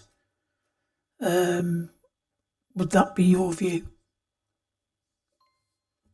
It's very difficult when dealing with buildings that were designed so long ago when disability access was not considered. And obviously the building has gone through various iterations since then. When the Carnegie Library was opened, there was a ladies' reading room and a newspaper room on the ground floor. So obviously we're in a very different place. But yes, designing accessibility into Victorian buildings is extremely difficult, and we do not have a grant to do that, and I suspect it would be difficult to get the kind of grants that we would need. And as Sharon has just highlighted, changing the entrance, I don't think it would be possible. An architect or a designer may be able to suggest that it is, but it would certainly be very expensive and would need a grant of a considerable amount of money. Thank you. Councillor Hannah. Thank you. So Andrew Carnegie was quite forward-thinking when he came up with the library. He donated £4,000 towards it. He set up libraries, or helped to set up libraries in lots of places, and it's a beautiful building. He felt that knowledge should be available for free to everyone, and that there should be a forum of discussion. So we've got a library at the moment that I am was a regular user of, because I used to take my children to story time, obviously quite some time ago. Those are the same lifts that I was using over 15 years ago. They didn't work then, they don't work now. I used to have to try and find somewhere to park, get a double buggy and a toddler into that library, up the stairs or in the lift. When story time was going on, you needed to change your nappy. There was a tiny little toilet in the children's area. You can't actually have your toddler in with you. You need to leave them with another mother while you're enjoying story time. Fantastic staff and a wonderful, wonderful place that they created for my children to benefit from. But my children have since then grown up. And in growing up, they've gone to university. And at university, what they do is that they study. And they need good IT, and they need a quiet study place. And they don't always have that in overcrowded university accommodation in their houses. They certainly didn't always have that at home. So they would go and they would find a library and they would get a coffee and they would sit and work, and they've been very successful. You've seen the pictures there of the children's area that we could have, that we could potentially be allowing our youngsters to go up in, and all the activities that they could access in there as well. We've seen that Conway Library and there was resistance to Conway Culture Centre and the Conway Library being built, but that's now got an 86% increase in footfall. And whenever I go to the cafe there's kids going to the toddler groups there, and it's brilliant. I see people doing ballet exercises in one of the community rooms. If we move this library, it'll be nearer to the schools, it'll be nearer to Craggy Dons, Mr. Councillor Bertoli's ward. Your kids from your school will be able to walk there. They'll be able to practice their performances for the Eisteddfod and actually enjoy themselves there. It'll move it nearer to Ysgol John Bright, one of our largest secondary schools, and Ysgol Morfa Fiannaeth. They'll be able to walk there. So you've also then got, in Ward Tudno Ward, you've got one of our most deprived wards in Wales. Now, I was working as a teacher during COVID, and during COVID, I had kids who were sharing laptops with their siblings, sharing it often with their parents who were working from home. They didn't have a private space to work in. And I even had kids who, one year 9 kid told me, I couldn't do the work because granddad's not got 50p for the meter. That's how basic it is for some of our families growing up. So we've got a possibility of a provision here that would allow them to access all of that. And we've heard about the finances. Even if it doesn't save money, even if it breaks even, I believe in what I'm hearing about the finances, but even if it broke even, look at what we'd be throwing away. So I would like to have, and actually I would vote for this on one thing alone, and that is the extended hours at no additional cost to our library service, because I know there's overcrowded houses in those estates, and this is on a bus route, so the Arias kids, the Craven, the Brunellian kids can all use it. They can all get there. They can find somewhere they can study in the evenings in peace, and we can actually encourage lifelong learning. They can be linking in with the cultural activities. And I think that's so important. We're sat here and I've got Tom, I'm looking at. Tom, that's your ward I'm talking about. You're the youngest person in here, I think, big presumption. But it's the families that you know and you work with that are going to massively benefit. You will know of families where there is a kid in that house that will possibly, if we do everything we can, get to university. But we also know that lots of them drop out when they get there because they don't have the study skills. They can't be independent learners. And although our schools, John Bright does an absolutely brilliant job with those kids during the day, they are not there in the evenings. So we have an opportunity to provide our young people with a quiet, safe, warm place to study and to succeed and to go off and make the best of their lives. And I'm amazed and I'm quite angry, in fact, that we're just talking about it damaging footfall on one high street and not actually thinking of the bigger picture. The bigger picture, okay? Please give... When I went to that library, I didn't then go pop and buy a frog. If I wanted to do that, I went separately. So I choose now to go to Colwyn Bay because I can park outside and it's quicker and I can pop in and I can get my book that I've ordered from my book club and then I can take it home and read it. But this isn't about us because most of you are my age or older. This is about our young people and what we could be providing for them. And we're deciding that we don't like. And your biggest argument here is about footfall for a few businesses, a mythical figure of 200,000 come up with when there's only 4,322 members of the library. I just don't get it. And can I remind you that actually the tourist information is for the whole of Conway. The fact of having it if you're going to have it on Llandudno High Street, well, the people have already chosen to come to Llandudno. They've made their decision. They'll have looked on the internet for what's available. Hannah, I'm sorry. Could you please allow the councillor to speak? Can I just say you've been brilliant. You've been really good, and I thank you for that. Let the meeting take its flow. I'm going to ask. Sorry, Hannah. Nigel, could you just take your mic off because I've actually got 1, 2, 3, 4. There's about 4 members of the committee. I appreciate what you're doing, Nigel. Thanks, but please, if you just give a little bit of respect, stop interrupting. You're here to witness this and to observe, and I thank you for the way you've conducted yourself so far. Please don't spoil it. Councillor Hannah, I apologise. So we've been told 100,000 of the people are attending conferences, so it's during the day stuff, and it's stuff that they've had to come here to attend. And so they're the people we should be selling Conway to. They're the people we should be selling what we've got to offer because they're our repeat visitors. The people on your high street are already on your high street. You've attracted them in already. So I've said my piece, but I wanted to clarify one thing. So I did have a question at the end of this. You did say at the beginning what the opening hours would be extended to, and I didn't quite hear it. And I'd also like to know, how would our young people know that tonight is a night that they can go and study there? Thank you. So the building is open Monday to Friday from 8 a.m. and on Saturday from 10 a.m. It will be open until 5:30 if there are no shows and events on all of those days. And then when there's shows and events, it will be open longer until we close the foyers after the events. Thursday, Friday, Saturday, nearly every week of the year, we do have something on.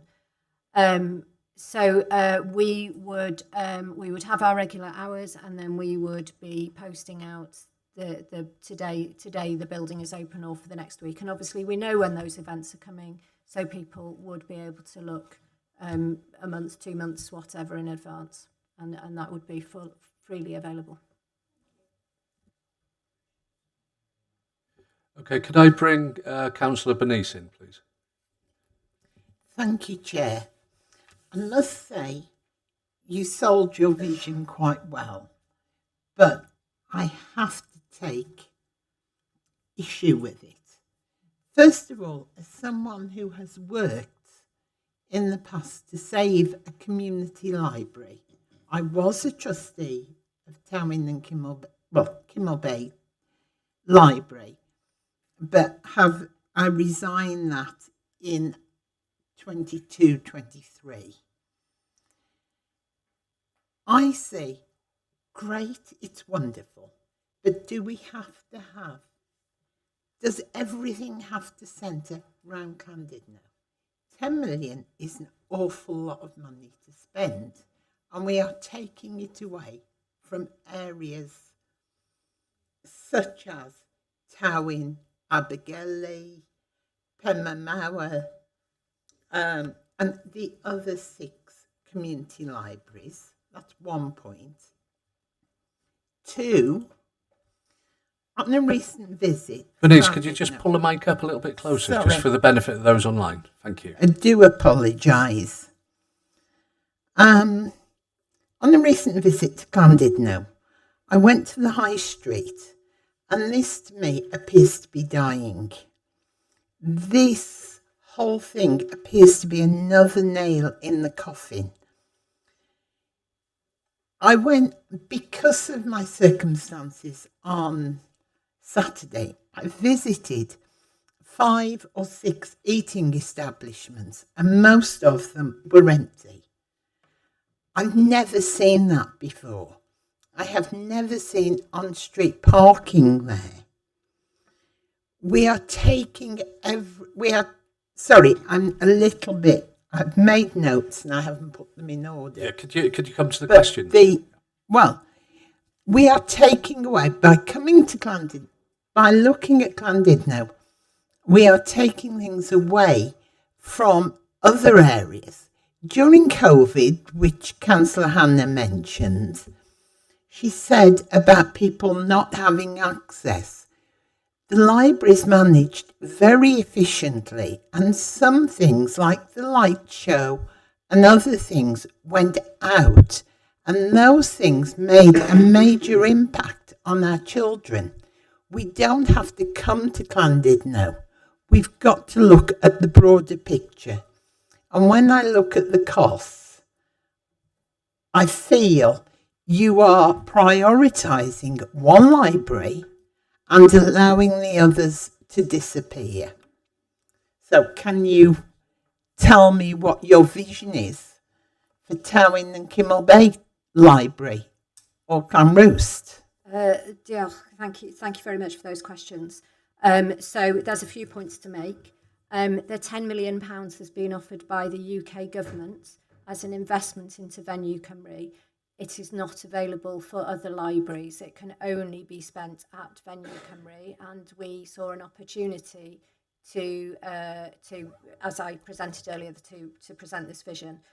We have invested, unlike many other local authorities. I'm exceptionally proud of our teams who have managed to invest in our libraries elsewhere. So we have 5 area libraries, 2 of which have been moved and upgraded in recent years. So Conway into the Culture Centre and Llanrwst into the Glassdeer building. Both of those have seen significant increases in numbers since they were moved into their more modern homes, and both of those were thanks to grants that we managed to bring in.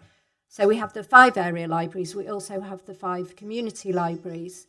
There has been over the years questions about that, and in fact where we've taken savings, they tend to be staff. We've reduced our staff to make sure we protect our services. So I'm incredibly proud that we still have 5 area libraries and 5 community libraries, but I am under no illusions that that we have to meet the savings that the council has to make. I don't know if Sharon or Andrew want to add anything to that in regards to our investment in our library service across the county. Before you go ahead, can Horridnear online?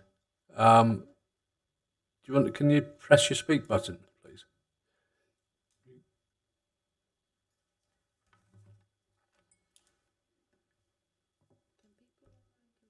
Yeah. Online, councillors online. Can you confirm you can hear us? Okay. Yeah, I've got thumbs up. I've got thumbs up. Can Horridnear? I'm getting nods at you. So. Yeah.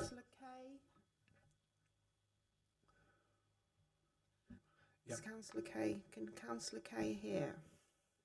Councillor Kay. Yeah. So thumbs up from everyone but King Horridnear. Is that right? Everyone else? Councillor Penny, you were having problems. Councillor Ann's okay. It seems like a connectivity issue your end. King Horridnear. So can you try and speak now, please? Just can't hear anything, can she? Okay. If you want, send a message. If you want to put something in the chat, Councillor Near, we'll try and communicate with you that way for now. Thank you. So everyone online, apart from King Horridnear, can hear. We'll try and we'll send a message in the chat, see if we can make contact. I will come to King Horridnear once we make contact, and I do apologise if you'd like to come back with that, please. Yeah, thank you. Just to reiterate the success of the Common Culture Centre and the usage of the library, and especially at Glasgow and Llanrwst following the external investment. Bring the mic. And the external investment, and obviously the proud work that's happened in the community libraries as well, and 3 of those were grant funded to be refurbished last year, and the usage figures are really positive following that. Thank you. Sorry, Councillor Mike, if I could also just mention that those community libraries survive because of the support of communities and a number of volunteers who give a lot of their time, so I would just like to say thank you to them and remind members that that's how we managed to keep those libraries going, along with the support and assistance of our professional team. Okay, thank you very much. I can see that King Horridnear's mic seems to be on now. I don't know if you can hear us. There seems to be some sort of connection. Not on, Chair, sorry. King Horridnear, I don't know. Can you hear us? If you could press your mic on again, that's it, thank you. No, seems to be a connection issue. Yeah, Councillor Penny. Can you hear?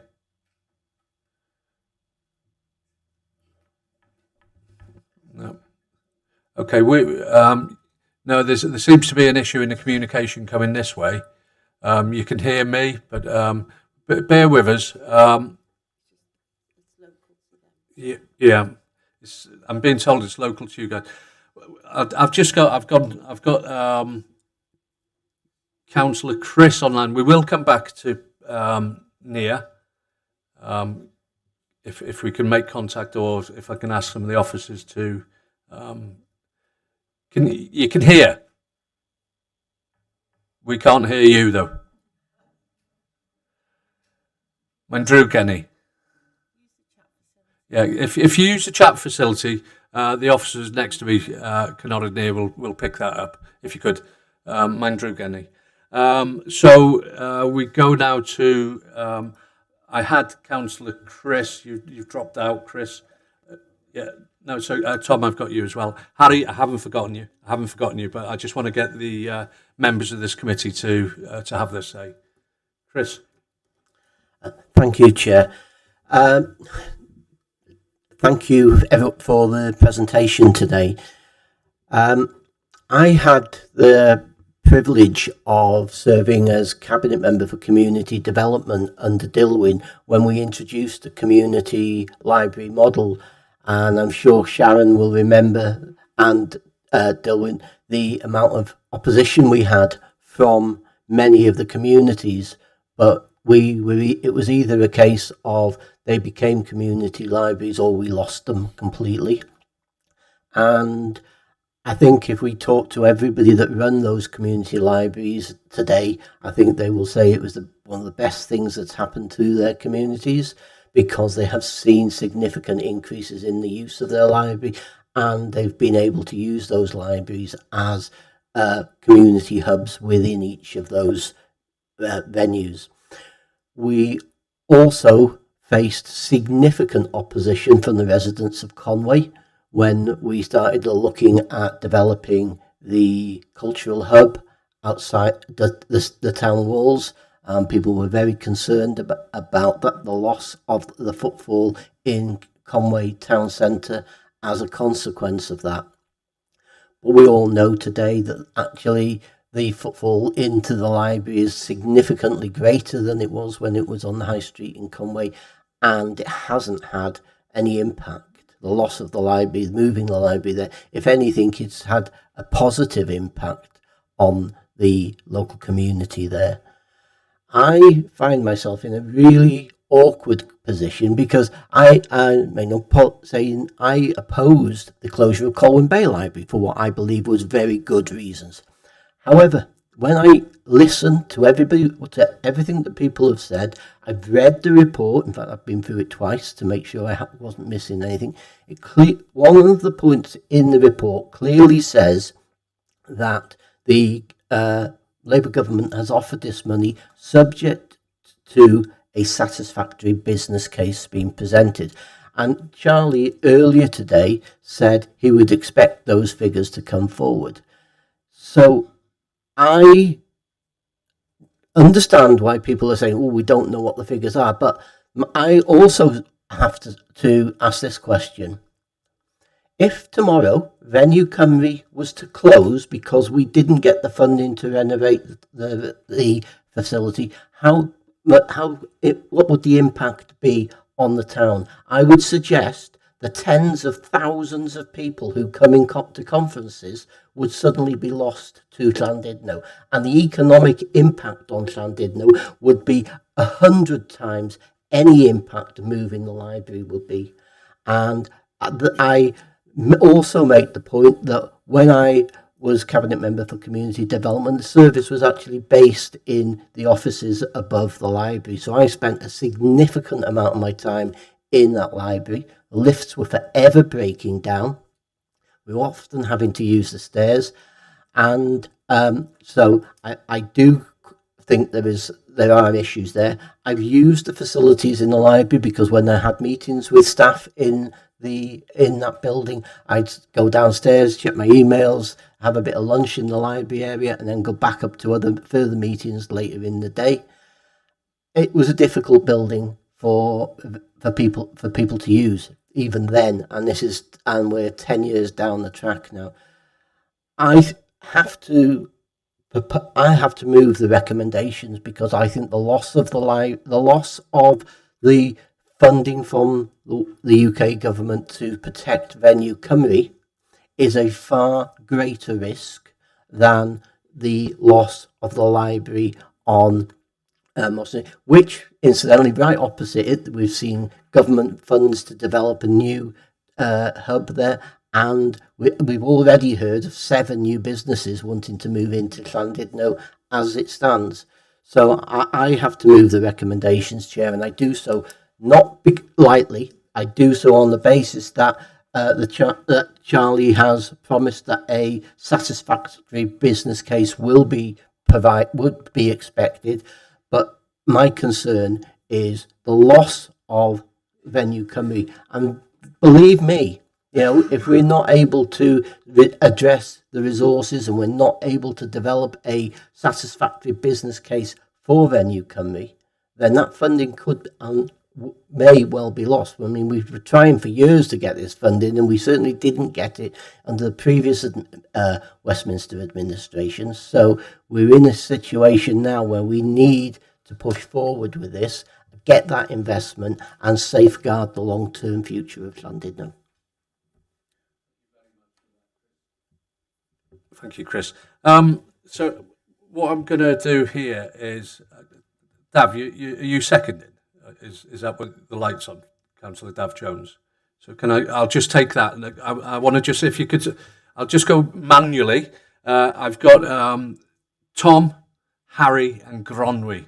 So as we come in, if you push your buttons as it turns red. So in that order: Tom, Harry, Gronwy. Dav, I've taken you off the list because, as you said, you're second. So I've got a proposer for the recommendations and a seconder.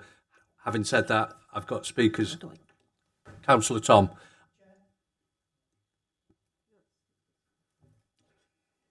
Thanks, Chair. I'm afraid my list of comments has grown as the speaker list has gone on. First of all, I just need to point out, Councillor Chris, that it was the Conservative government in Westminster that announced and secured the £10 million for Venue Comedy, which was supposed to be a cultural hub. So yeah, I just wanted to put that right. Right. Okay. Thank you. Can we just stick into this room? Yeah, Westminster to me is a little bit far away at the moment. Yes, just wanted to point that out. I wanted to also thank Councillor Hannah for the passionate remarks that she made. It's clear, Councillor Hannah, that you have a passion for young people, which I think you must be applauded on. But it is on that point, and on the point you made about the hardship that residents in my ward experience, which is why I'm so concerned about this business case. Time and time again, we've asked questions, and there's been vague answers. And don't worry, we'll work it out at the next stage. We'll work out the architect stuff to make sure that, as Councillor Sam has asked, people can actually go to a library and listen and work quietly without a choir or a community artist performing. There's so much information that I feel that is missing from this bid, that it concerns me, as Councillor Lewis has pointed out, that if we don't get this right, then the deficit from Venue Comedy will only grow. And the only way we're going to be able to fill that hole is through service cuts and rising council tax. Neither of those things are going to help the poorest in my ward.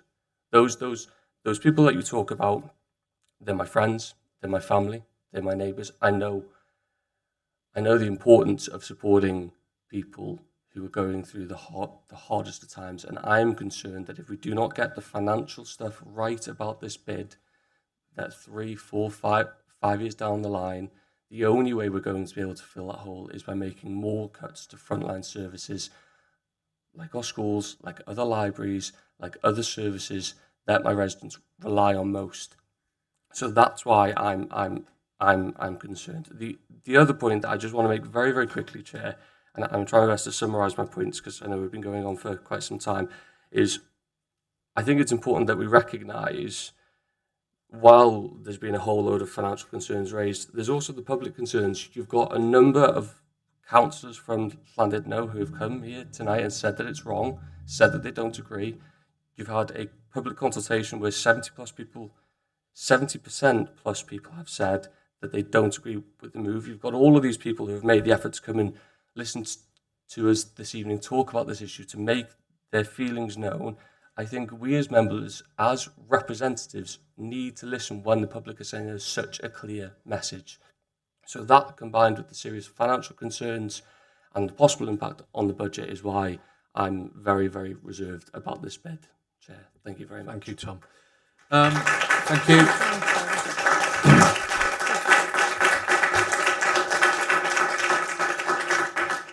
The longer you clap, the longer we're going to be here. So, yeah. Anyway, no, I take.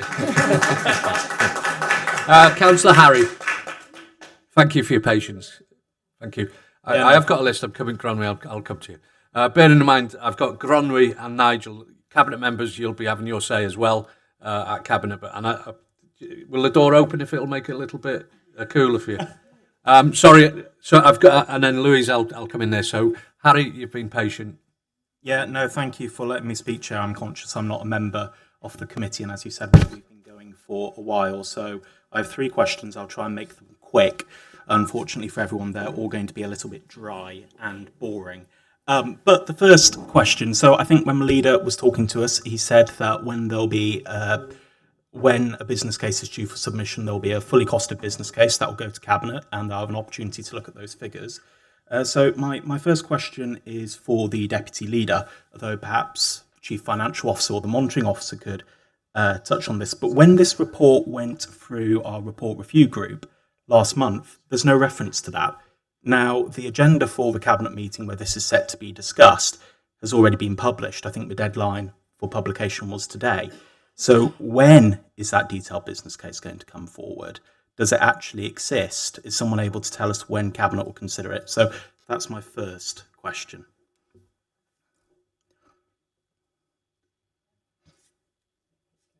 Are we on? Yeah. Thanks, Councillor Harry. It's a tricky, isn't it? Because at the moment, we don't know what we're putting in the business case as to if it's including the library or not including the library, because we haven't made that decision yet. And, indeed, that won't be made till Cabinet. I'm under the impression that obviously conversations will happen, are already happening in regards to the £10 million, which I have to say, it's very bizarre that we're sat here with some members arguing that actually it was granted under the last administration, but actually they don't want it now.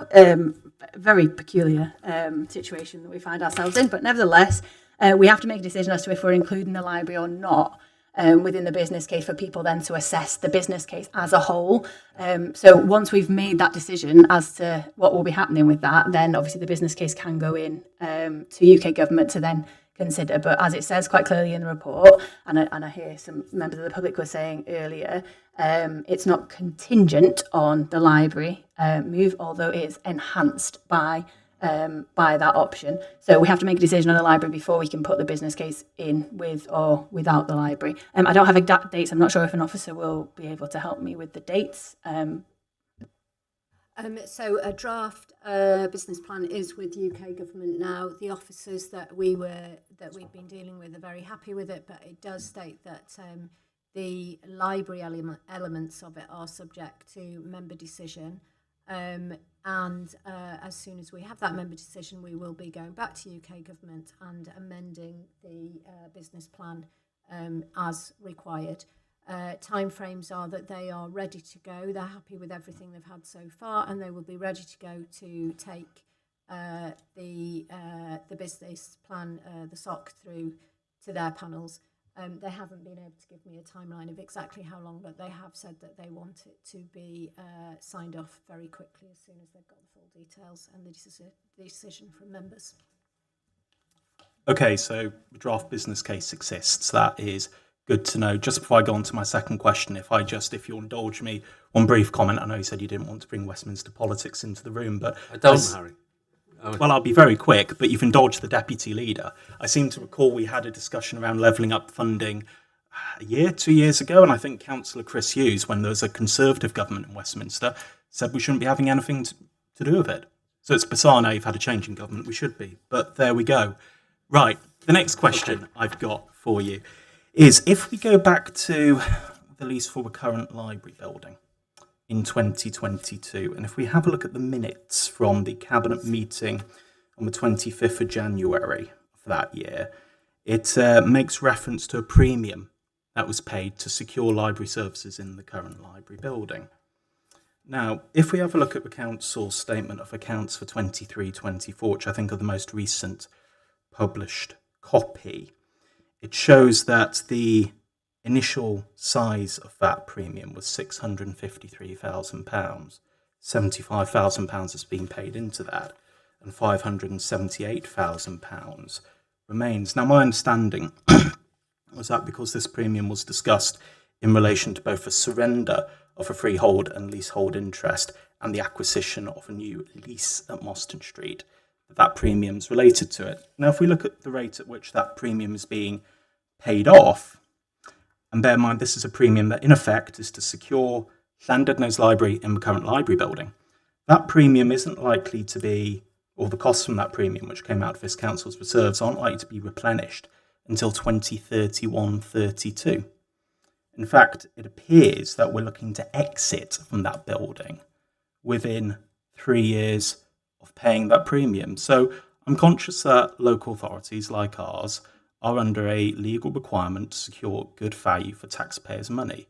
So I'd like some assurance that having paid that premium to enable us to agree that library services in Llandudno could remain in that building, that walking away from that, when there's just shy of £500,000 left to pay, that actually does represent good value for public money.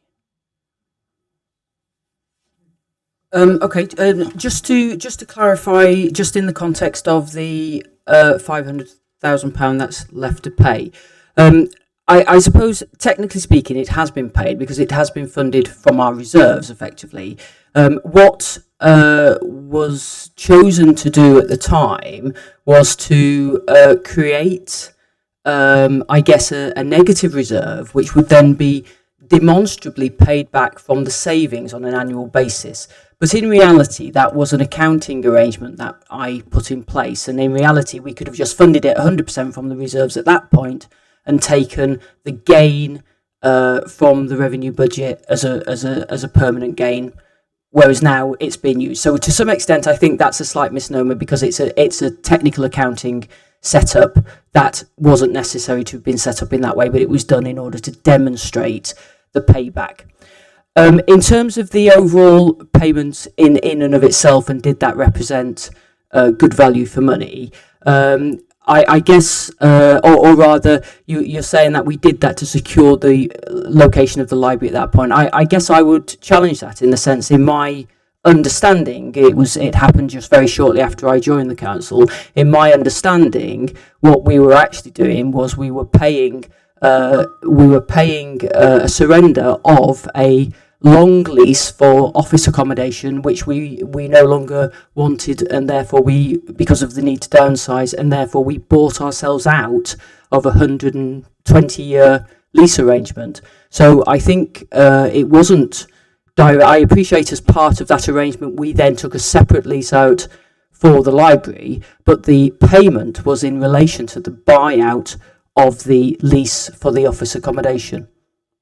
Okay, if I may come back on that, Chair. So, Amanda, if I follow your line of reasoning there and take what you've said as correct, we've obviously talked about how we're looking at this business case to relocate the library into Venue Cymru as part of levelling up funding. That is essentially what it is. I think it makes that point explicitly in the report.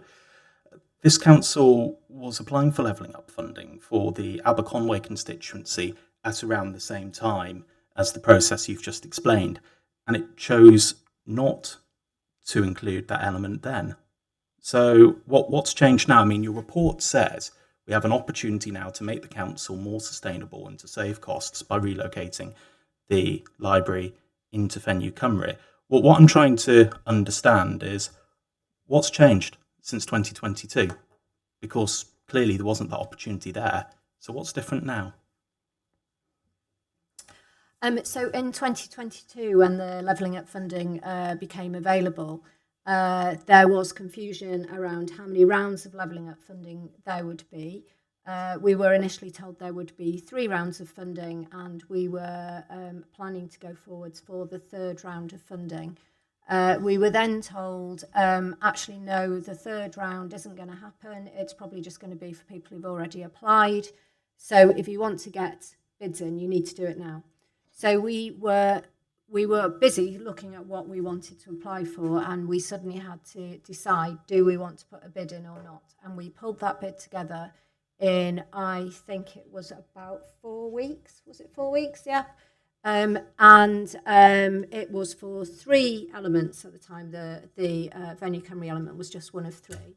We had feedback from the Levelling Up department to say that there was lots of it that they liked about it, particularly Venue Cymru, but we weren't successful on that occasion. Having already started work on looking at what we could do if further funding would become available, we continued to consider, well, what would we do? What would be the best use if we were able to access money? And we spoke to all of our teams, and we talked about what we thought would be the best, most beneficial use of money for our communities, and also in terms of securing our services. So that is what's changed. We had longer to look at it and go for it. We weren't pulling together something that we literally had 4 weeks notice of at the time. Okay, thanks for that explanation. Okay. One final Last question, one. Okay. and Sarah, thanks for showing us the 3D model you've got there, Venue Cymru. I'm a big fan of modelling, and actually that looks really impressive. I was wondering if you had it 3D printed or what the background is to it. But is that your question? It isn't. So I was going to say we can leave that until afterwards. What I just wanted to know, and I hope you won't think I'm being flippant here, but I think that there is an important point. We know that last month there was a planning application that was put in to put mobile phone masts on the roof of Venue Cymru. Officers of this authority recommended refusal on the basis of it would have a detrimental impact on the conservation area and presumably the town's Victorian character. Now, that has been discussed at our council's planning committee. The planning committee disagreed with it, but that means the decision still isn't made. It has to come back for a final decision, presumably later this month. So what I'd like to know is, if mobile phone masts on the top of Venue Cymru aren't in keeping with the conservation area, how is this proposed development, and what discussions have you had with our planning team? Because it seems a little bit counterintuitive, really. I can't speak to the discussions around the mobile masts, which I obviously I saw that had gone through. In terms of what conversations have we had with planners, we have had a site meeting, and we have also put together a pre-application which has gone in to get initial thoughts and any issues that there might be. So obviously, again, it's a process, isn't it? It's not a one-off thing. So we have had conversations. We have engaged with the planning officers and the conservation officer, and we, subject to the various meetings and getting the funding, we will then go for a full planning. And that will be up to those officers to make their recommendations. Okay, thanks. Thank you, Chair. Yeah, did you want to come in? Yeah, just to point out that we're not really in a position, are we, to prejudge or comment on two completely different planning applications. There's a separate process for it, and that'll obviously need to take place, Chair. Okay, so not one for stifling debate. I think we've had a great debate here. I have got, and I'll go in this order, and then I'm going to take no more speakers. And I know I've got you down to speak, Louise. So in order, I have Gronwy, and I know I've got. Actually, I'm going to let me go with Alan. He's a member. He's not spoken. Gronwy, I know you're getting annoyed with me, but I'll come into you. You could get next. Alan, as a member of the committee. Yeah, thanks, Chair. A question, and I'll come back after the question. If this is all granted and goes through, when would the Moston Street Library close and transfer? So the break clause in the lease is in May 2027. Okay, thank you. Yeah, May 27. Okay, the reason I've asked that is, as Mr. Merrick alluded to earlier, and I sat on the planning committee that passed the new entertainment hub. My thoughts of that is, if the library loses any footfall, I think that hub is going to bring massive footfall to Llandudno. The plans for it and what is going to be on that high street, it's something I've seen in other countries, and I think it'll be absolutely fantastic. Point that Hannah made regarding the areas around the Venue Cymru, there's also things I had down as well, which was Craigydon, the area of Craigydon. Even if you go up to where the Links Hotel is,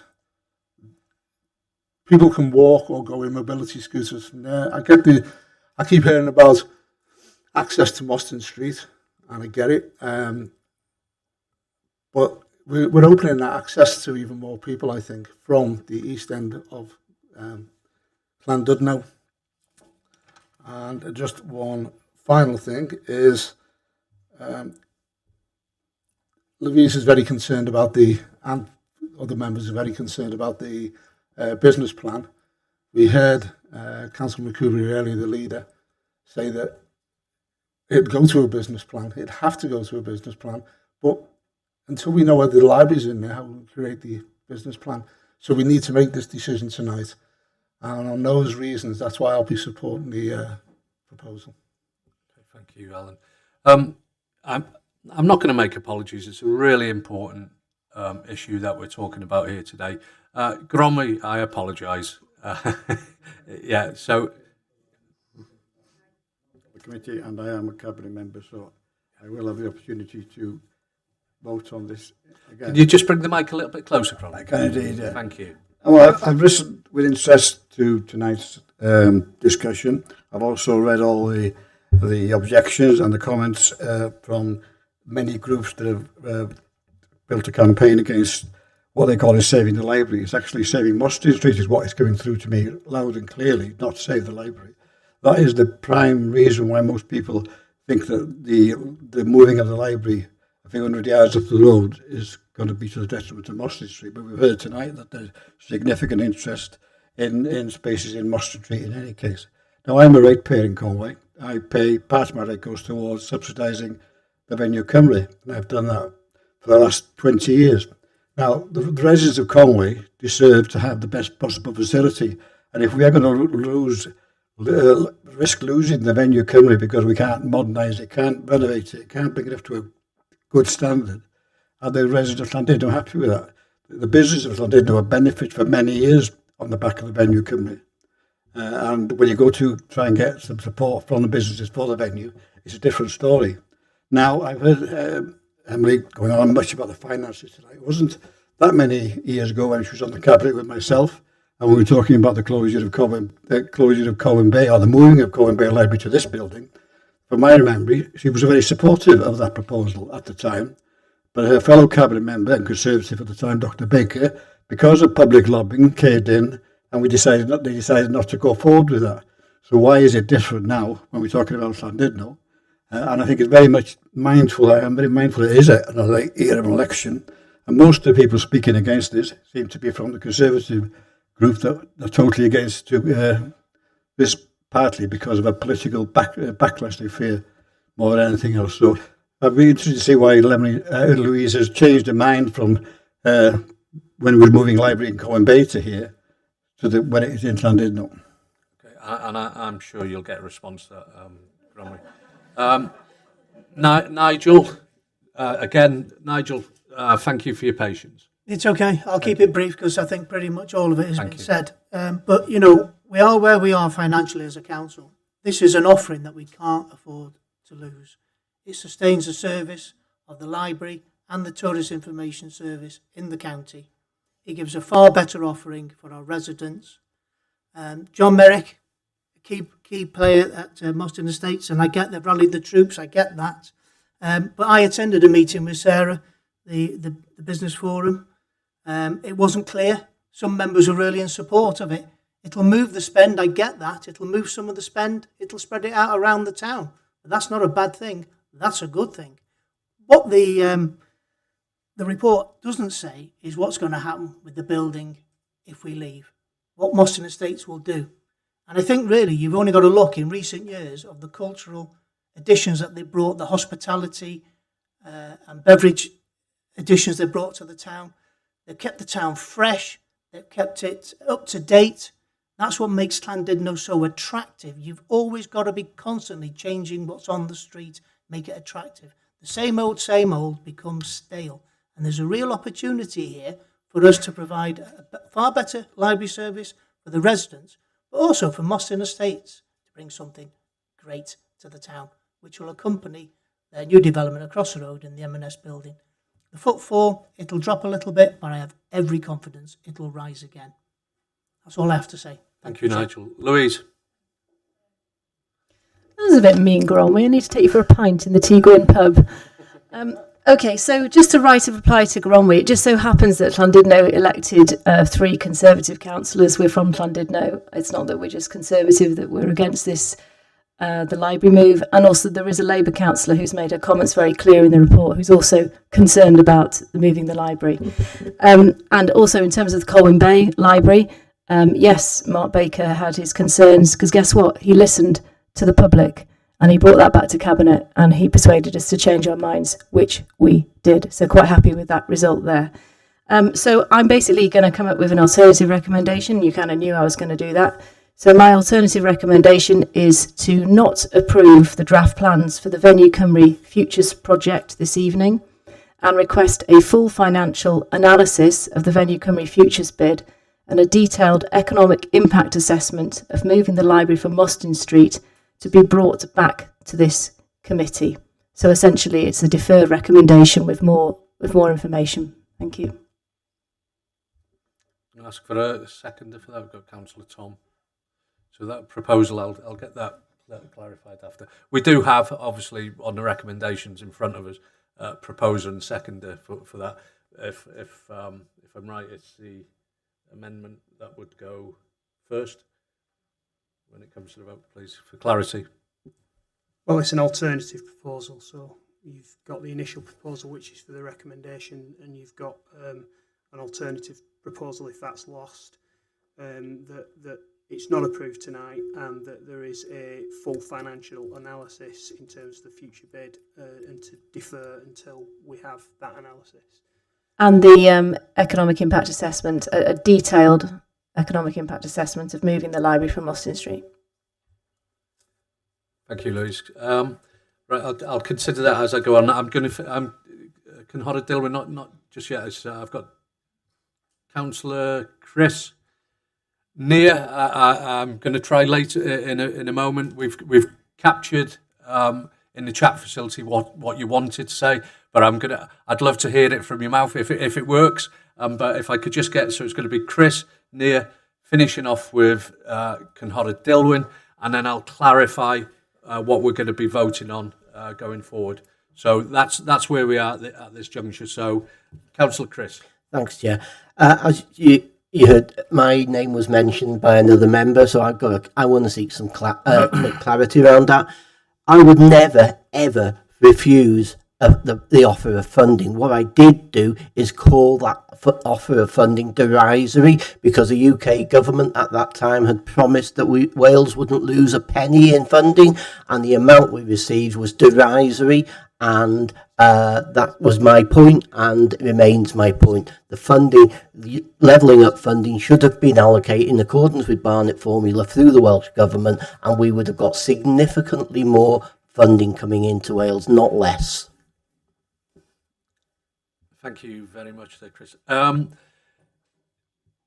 Cynhorod Near, can you hear us? And if you'd like to try and with your microphone.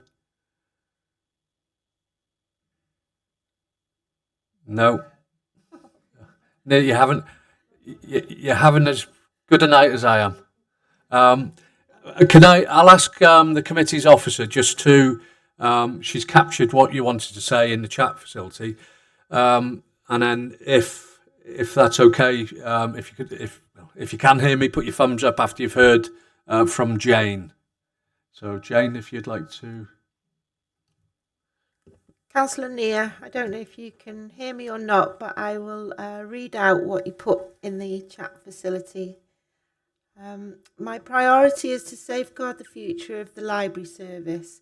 We have a fantastic library here in Llanrwst, in a modern building, and you have seen a photo of our amazing children's section this evening.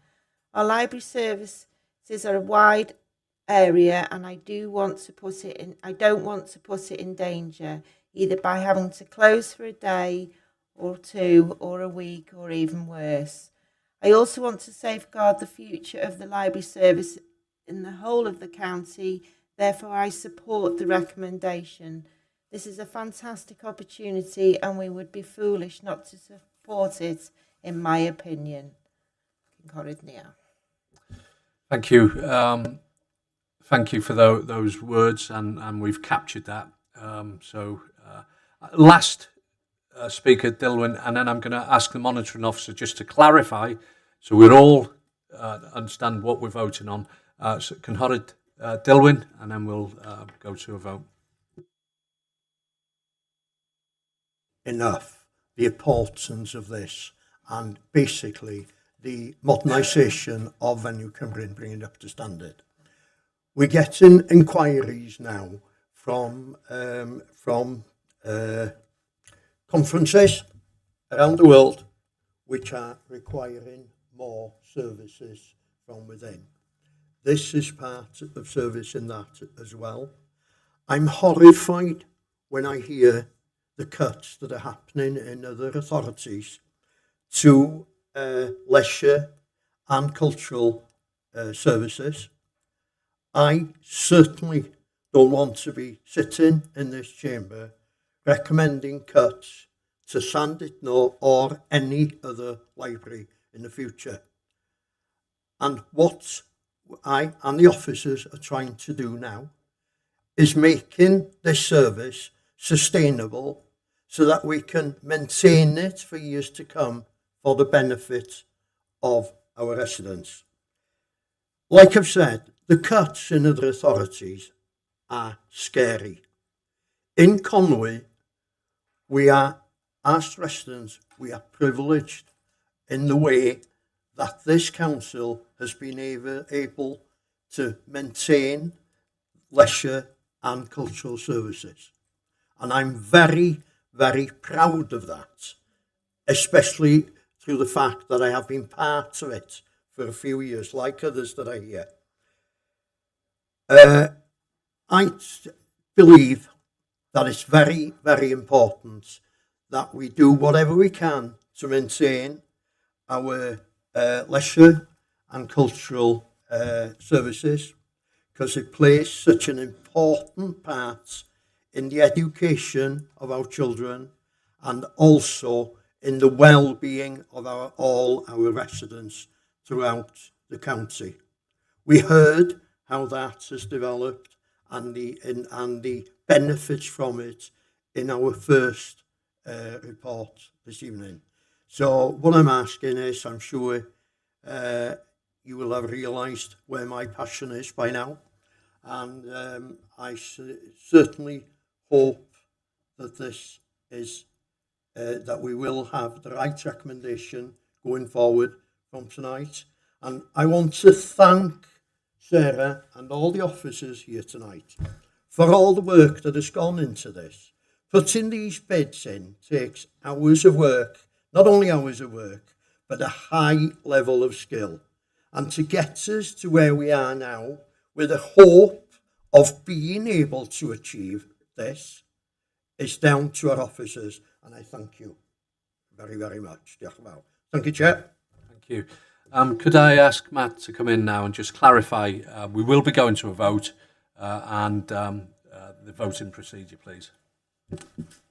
Yeah, thanks, Chair. So we've had a proposer and seconder for the recommendation. I'm assuming, but I'll just clarify with Chris that that's for the recommendation at 2.3, which is that Cabinet, having fully considered the response to the public consultation, approve the draft plans for the VCF project, which include relocating Llandudno Library and the Llandudno Tourist Information Centre to Venue Cymru.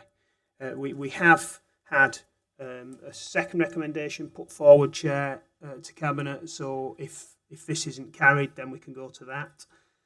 And that is that Cabinet do not approve the draft plan and request a full formal analysis of the VCF bid and a detailed economic impact assessment, and to defer the decision until that information has been provided. Thank you very much for clarifying that. So basically, in the report pack on pages 28, you can see the recommendations, recommendations 2.1, 2.2, 2.3, proposed by Councillor Chris Hughes, seconded was Councillor Dav Jones. I'm going to now ask that the vote be opened. And if Nia's and if you can vote on that proposal, please.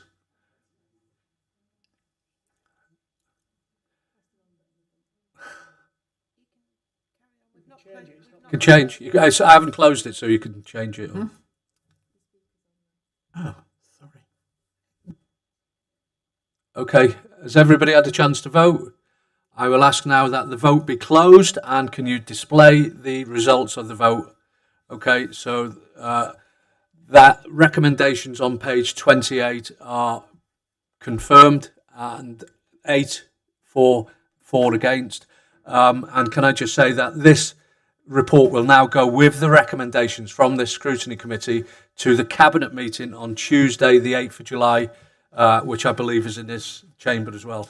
Members of the public, can I say thank you very much for attending? Can I say thank you very much for bearing with us? And members around the table as well, thank you very much. Officers, thanks for your late attendance. And I wish you all a safe journey home. Thank you, everyone.